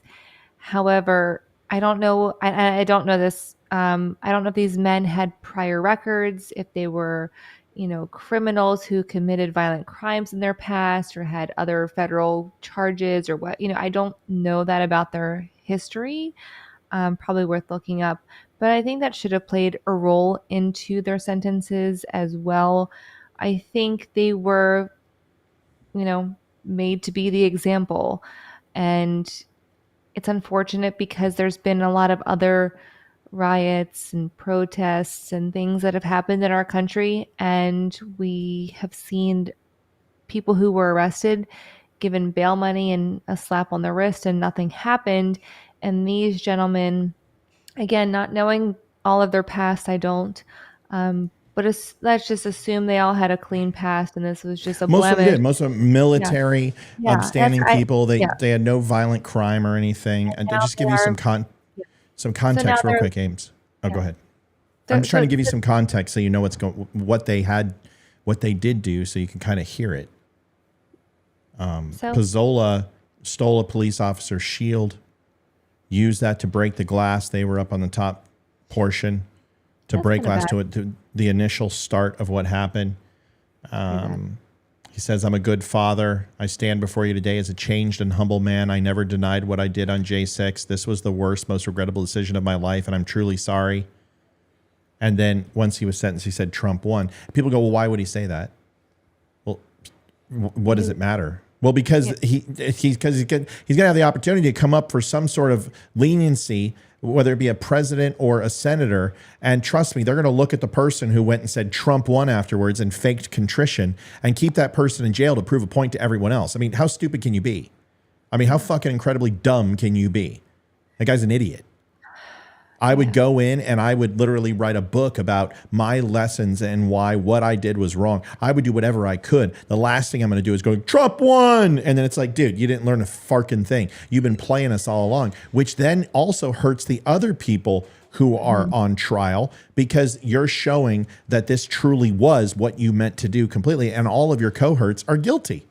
So this doesn't help them all. It's a stupid thing to do. Anyway, I'm sorry, Amy. I didn't mean to interrupt. I'm just trying to give you some context. Go ahead.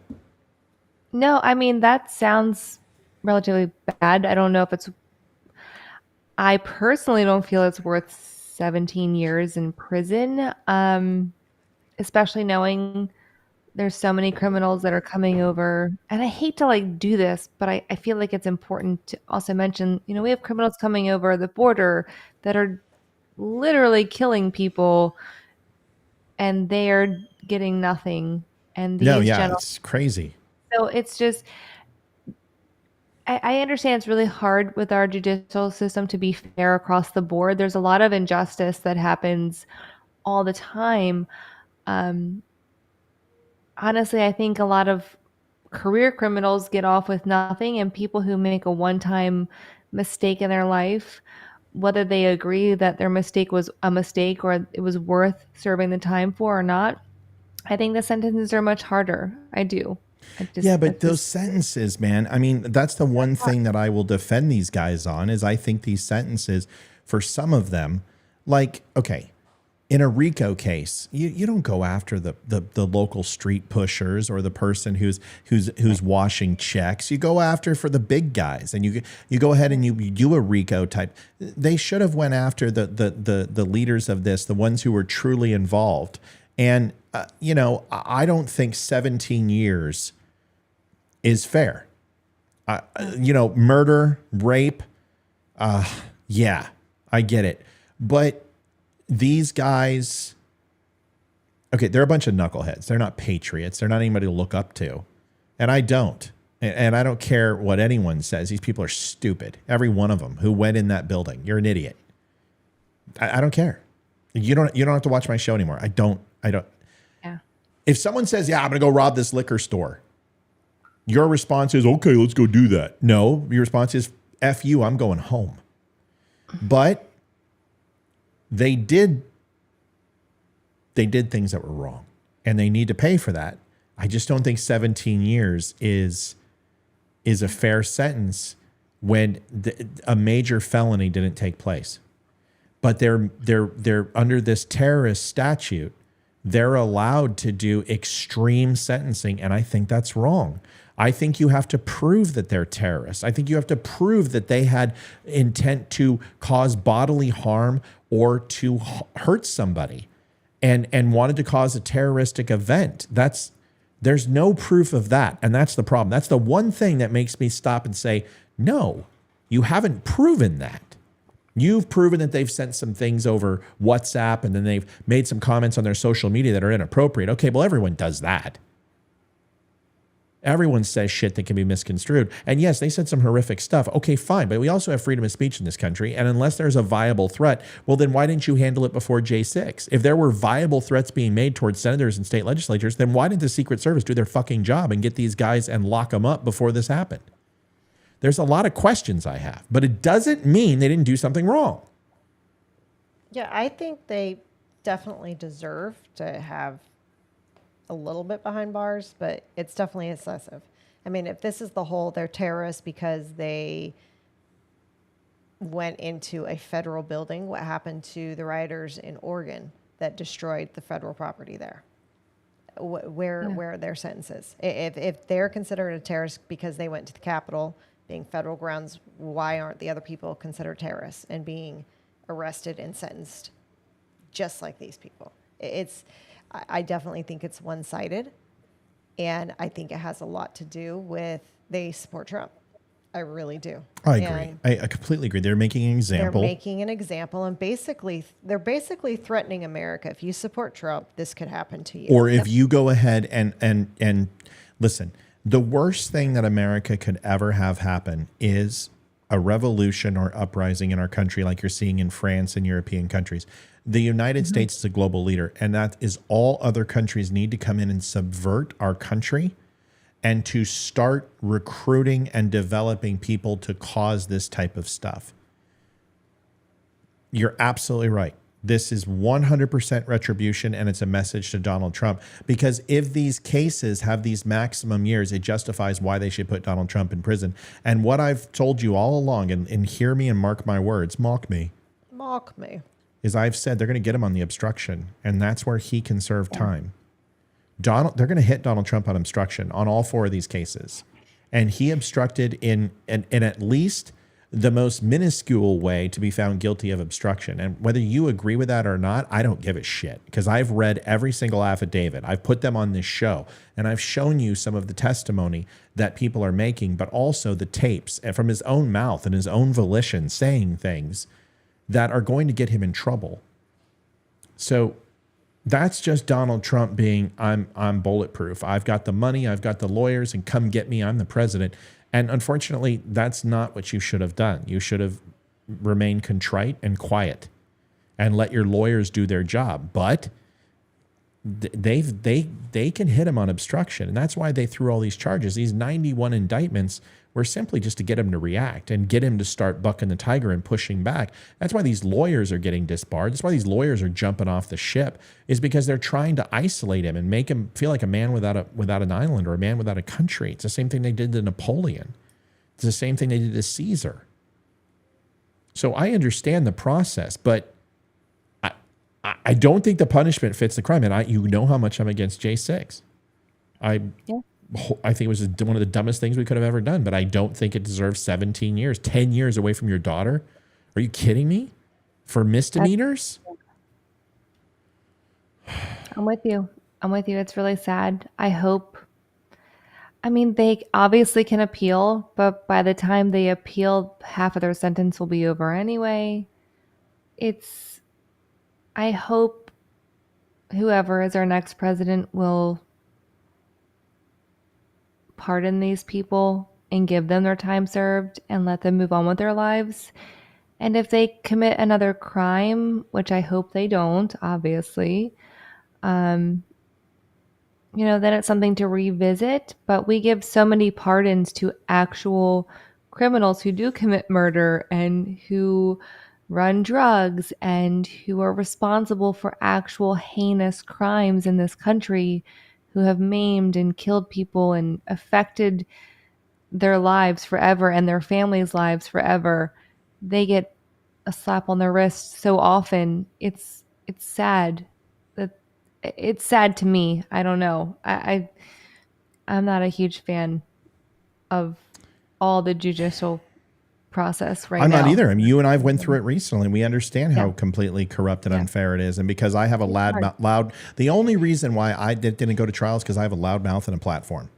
There's no doubt in my mind. And that's why people got fired. I guarantee you they cleared out Child Protective Services because of my show. I guarantee they watched. I know the prosecutor watched our show. I know that for a fact.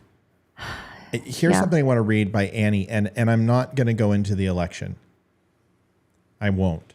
I've already done it. I've done it 1,000 times. And I will tell you that most people who watch this show now listen to what I say. And most of them agree with me. Some don't. And you don't have to. It's not important to me because I have the numbers on my side. I have facts. You have supposition. You have a bunch of nuance that put it all together somehow paints a picture of a massive conspiracy. I can actually give you the numbers. And this is what I see more than anything from Annie, who I adore. I think she's a great lady. She's in here all the time, and I love her to death. And I don't want to isolate her, but I also I call everybody out. That's what I do. The 2020 election is far from, I don't know, legit. All I can say is there was a lot of discrepancies which did influence the election to make the election unfair. Aha. That is true. You didn't say it was stolen. You said it was unfair. And I agree with you. 120%. Then you lose me. Come on, Matt. You can't believe Joe Biden got 81 million votes when average votes were 60 to 70 low votes in the million. I admit if Biden, let's say, got 76 million and Trump 74 million, then I would say Biden won. This is like when an average D to F student got an A. They cheated. I watched this in high school. It's the same thing. Awesome. Okay, great point. So Trump didn't win in 2016? Right. I don't want to. No. I don't want to do the election. You can pop smoke if you want, Amy, but I will never shy away from it. Especially I when just a wanted listener. to. No, but can I do what Olivia? I'm going to take a potty break really quick. Is that okay? Yeah, go take a potty break. Listen, go potty. So I'll be right back. I've already walked through this a million times on the show, and I've given the numbers. And I don't have to agree with you about a stolen election because what they did was in broad daylight and completely legal. They used emergency powers of COVID to alter state elections and change the Constitution with judges versus state legislatures like they're supposed to. They use these emergency powers to extend days, to invalidate or not invalidate ballots with signatures. They opened up the counts longer than they were supposed to and allowed them to send out mail-in ballots because the arguments were made in the individual states that COVID was going to impact people's ability to register and vote since the DMVs weren't open, or there was 7 months wait to get into the DMV like it was for Olivia and I, right? Mm-hmm. So ultimately, they sent out unsolicited ballots to people. Roughly 55 million ballots. You're absolutely right. The elections, if you go back and look all the way for the last 70 years, you can go look at the ballots. You can look at the amount of votes cast. And you're looking on average anywhere from 92 million to, at the most, 118 million votes were cast. How in the fuck did we get to 189 million votes? Well, it's simple. I just told you. Unsolicited votes and ballots were sent out. They changed the process under emergency COVID powers. It's never been done before. There is no precedent. You can't call it illegal because there is no precedent. Murder wasn't illegal until it was. Racketeering wasn't illegal until it was. You have to have laws in place against things. And the Supreme Court just handed them to do it again under emergency situations, saying judges have this ultimate power. That's why these federal judges were in place. And that's why they did it in all the blue counties. And that's why you saw results 90-10. For Biden over Trump, which has never happened in any history of any election ever, even for dog catcher or city council. You can take a look at those numbers, and you can look at Mondale versus Reagan. The single biggest ass whooping in U.S. history, 49 states went to Reagan. 1 went to Mondale, which was Minnesota. There was not one district in the United States that flipped 90-10. Anything over a town of 500. And those aren't, because most of those districts, at minimum, have to be 2,800 or more. None of them were 90-10. Not one. Why was there such disparity? Well, because you saw an overwhelming amount of mail-in ballots that were sent out unsolicited, which is you cannot do. It's against the law. You cannot send out unsolicited ballots to voters. You can't take ballots to voters unless they're registered. You can't go to their homes and knock on the door and say, here's the ballot, fill it out. You must be registered first. And that is legal, and it's a ground game. I don't want to hear about 2,000 mules. I don't want to hear about servers in Nashville. I don't want to hear about Buenos Aires and watermarks on the ballots and water mains breaking and black curtains up. All of that is nuance, and all of that happens in any election. But if you want to go ahead and find out where 7 million votes came from, I just told you. And some of those went for Trump too. So let's stop pretending and let's look at the light of day and all the regulations. You don't remember the $900 million that they asked for to help refund the U.S. Postal Service over 10 years. The money that Trump blocked because they were asking for mail-in ballot support because they said, we can't count all these that are out there. The Postal Service can't handle this load. They told us 3 weeks before the election that they were going to be doing counts of mail-in ballots second to the actual election day votes, and Trump would have a lead, a very substantial lead, close to 12 to 15%, which it actually fell to because it was 11.3 when we went to bed. And then 3 o'clock in the morning, we started seeing these polling stations open up on the East Coast, and we started seeing these mail-in ballots be counted, and when we woke up, Trump was behind. They told you that was going to happen. I was the guy that was on air for 12 hours that night. Go watch it. It's live on Facebook. You can see it. Watch the whole damn thing. Everything I'm telling you is fair and factual. And the one thing that Mike Wazowski and I said, which is my good friend, is it would be decided by Michigan and Wisconsin. And the reason why it was such a big deal is because Michigan and Wisconsin both went to full mail-in ballots during the primaries for the first time ever in their election history. Stop saying it was stolen. The election was unconstitutional. There's a very big fucking difference.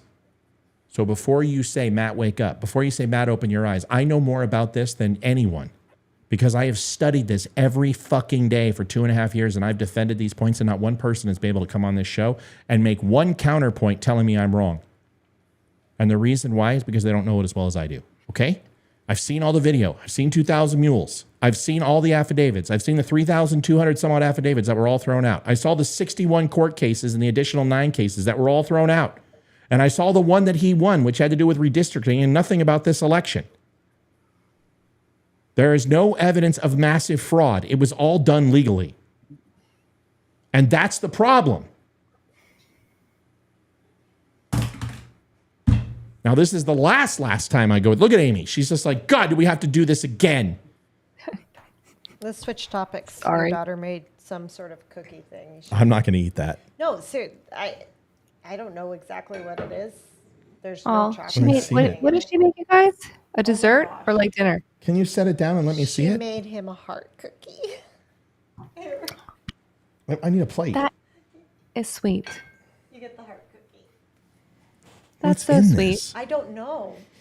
I couldn't Smells find like- it. It's actually it's decent. It's actually not. Somebody sent me Scientology books today, so I don't know to trust anything. Yeah. Wow.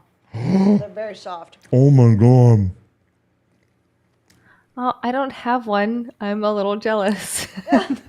Oh my God, that's like Let me get the it's rest of like mine. it's like air. Color right here. I don't know what they did, It tastes like a biscuit but like cookie. All right. I'm sorry, guys. I'm so sick of talking about the election, and I I'm not. gotta go get E. So I'll be back. We're gonna pop smoke right now. Okay. 1 minute, Amy. You got your minute. I'm sorry we did the election thing. Guys, please do me a favor. Here's my minute. Republicans suppress their own vote all the time. I warned you.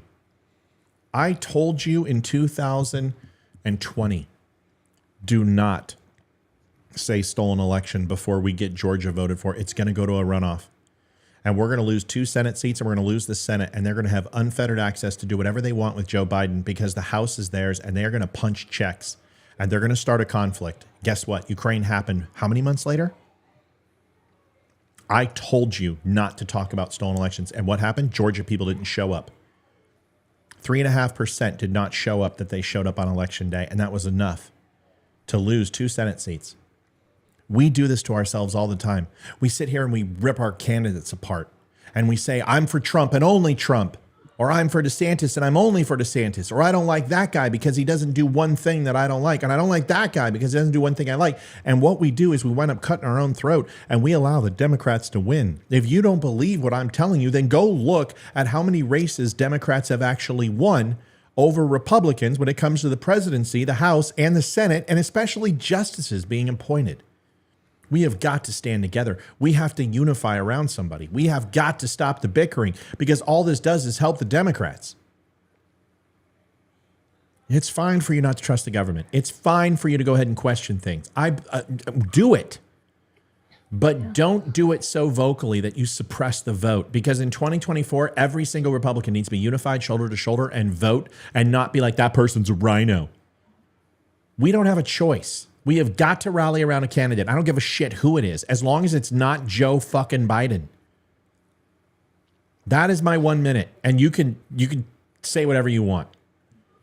But if you just want to live in conspiracy land, that there's nothing you can do, well, then who cares? Then why do you care? If there's nothing you can do and it's all fake and the government runs it all and it's a giant conspiracy theory and every space lasers are burning Maui and Canada was sent by the United States government and everything's fixed and the New World Order is just coming in so the UN can take over and install digital currency and put you all in chains, then why do you fucking care?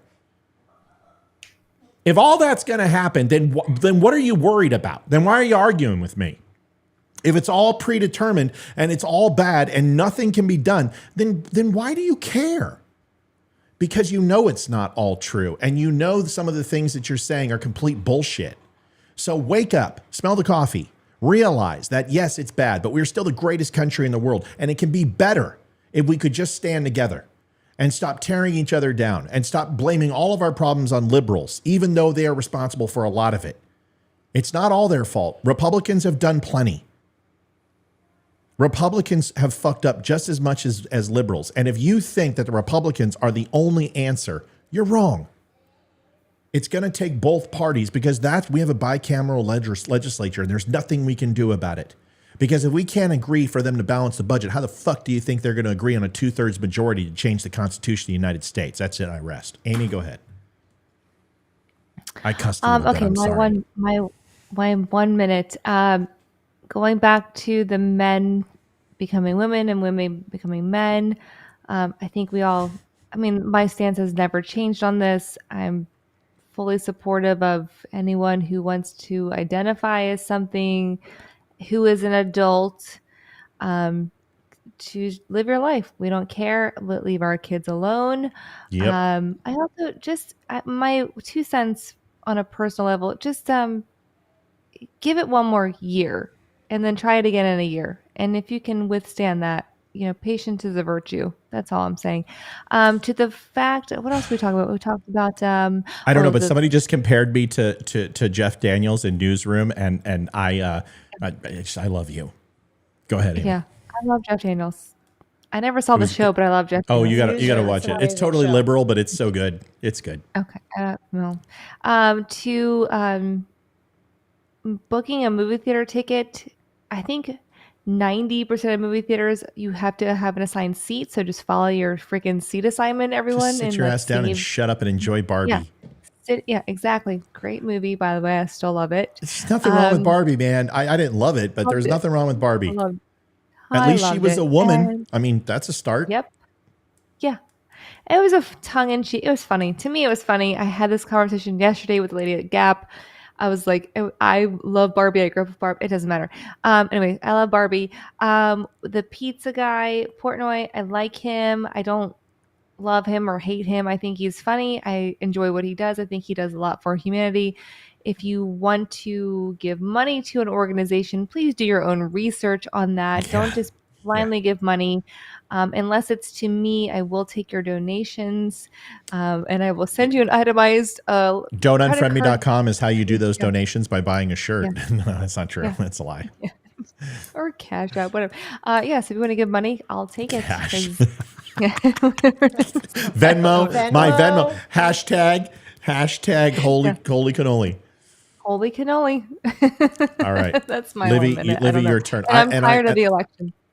I'm tired of the election too. I know you're sick of hearing it, but That's you know what? I was going to say, please, for the love of You know what? God. At least, okay. You know what? Okay. That's I my am 1 the minute. I am the most consistent guy in the game. I will give myself that. There's a lot of things I'm not, but I am 100% consistent, and I don't change my fucking tune. I'm going to start referring people to past shows, recorded and We live. should just put it on a loop, and every time to- someone says anything, I just play it and go. We go screw around. to watch, because you don't change anything. It's the same thing you say, and it's just I just kind of tune out at this point. I'm so like done. So it's basically like anytime you talk to me about your day. No.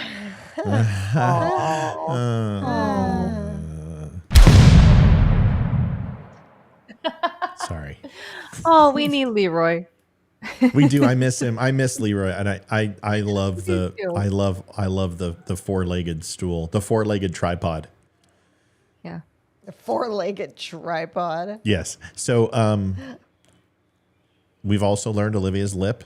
It was not me. I didn't do it. I wasn't even in town. Folks, thanks for watching. Pot pie shirt. Go allegedly. Shush. That's all we need. Thanks a lot. Prosecutor's going to be on the phone tomorrow. Mr. Spear, the CPS is going to come back. They're all going to be like, we knew it. You abused your wife. Folks, listen, I appreciate you watching the Don't Unfriend Me show. I don't know if you noticed, but we're growing. We're going to a point now where I haven't advertised for the site in almost 7 months. Liv, where are we at on our count? And it's a holiday weekend, and we had a lot on. Yeah, we had 165 plus we are Rumble. 10 away from 177,000. 177,000. It was just 175,000 on Sunday. And we're 2 away from 600 on YouTube. I've been trying so hard to grow it. Fucking YouTube hates seriously, me. They hate seriously, me. Since Hey, I've been Rumble's doing well. We're like we got like since 30 viewers this since week. I've pushed it, it's gone up like by 50.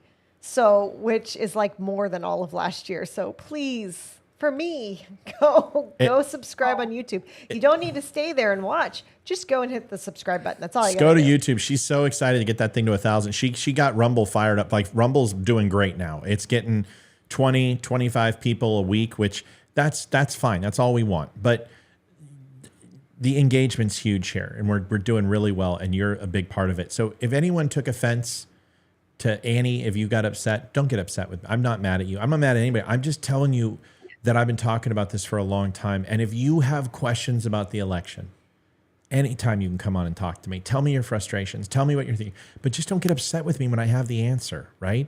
Don't get upset with me when I say, I know what happened there. Let me tell you what happened. Because trust me, I search for the same. Do you know how bad I wanted him in office?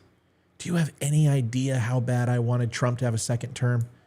So I was just disappointed as you were. So I looked for any reason, and I've looked for any reason. Yes, there's some things that are screwy and inconsistent and I don't like, but trust me, I've been digging, and until I find it, I'm not going to lie about it. Folks, thanks for watching the Don't Unfriend Me show. Go buy a hat or shirt or something. Go treat yourself. 10% goes back to veterans, and you can save with DUM10, DUM10, and save 10%. God bless everybody. Amy, we love you. We miss you. We'll see you Monday. Love you guys. Yeah, see you Monday. All right. Have a good holiday Leroy weekend. will be... Holiday weekend. Oh, yeah. Have a good holiday Oh. weekend. Is everyone. it Labor Day Monday? Yes. We'll see it. We'll see Yeah. it. We'll see you Wednesday. I'm probably going to take it off. We're probably not going to. Maybe we'll see. What Olivia will come here and go. Let's go on. And I'm like, okay. I let's- work on Monday. Whatever. All right. Oh, Good you night, do? everybody. Oh. I'll be around. Long story. No. No. Can't. Not work. We don't talk about work. Good night, everybody. We love you. Go buy something. Don't buy something. I don't care. Just go like something. Share this. Get it out. We'll see you guys on Monday more than likely. Good night. Love you, Ames. Night, y'all. See ya. Love you guys. I'm Good night, David everybody. Boreanaz with the Cast of SEAL team, and we have an important message. For Yes, returning Cheryl, vets. we do. We want you to know if you're struggling to cope, there's help. And it's just a Amen, phone call sister. away. The Veterans Crisis Line is staffed I with love you, experienced Annie. professionals You're who know your amazing. struggles. Don't ever leave. Don't There's get no mad at greater me. sacrifice in service to our country. Nobody get mad if I We'll enjoy our disagree with you. freedoms That's what because this of show's all Your about. service is Sometimes important. we don't agree. You are important. For vets and their families, the And when Veterans Olivia and I Crisis don't Line agree, is I here give her to a help little pop. 24 hours a day. Please call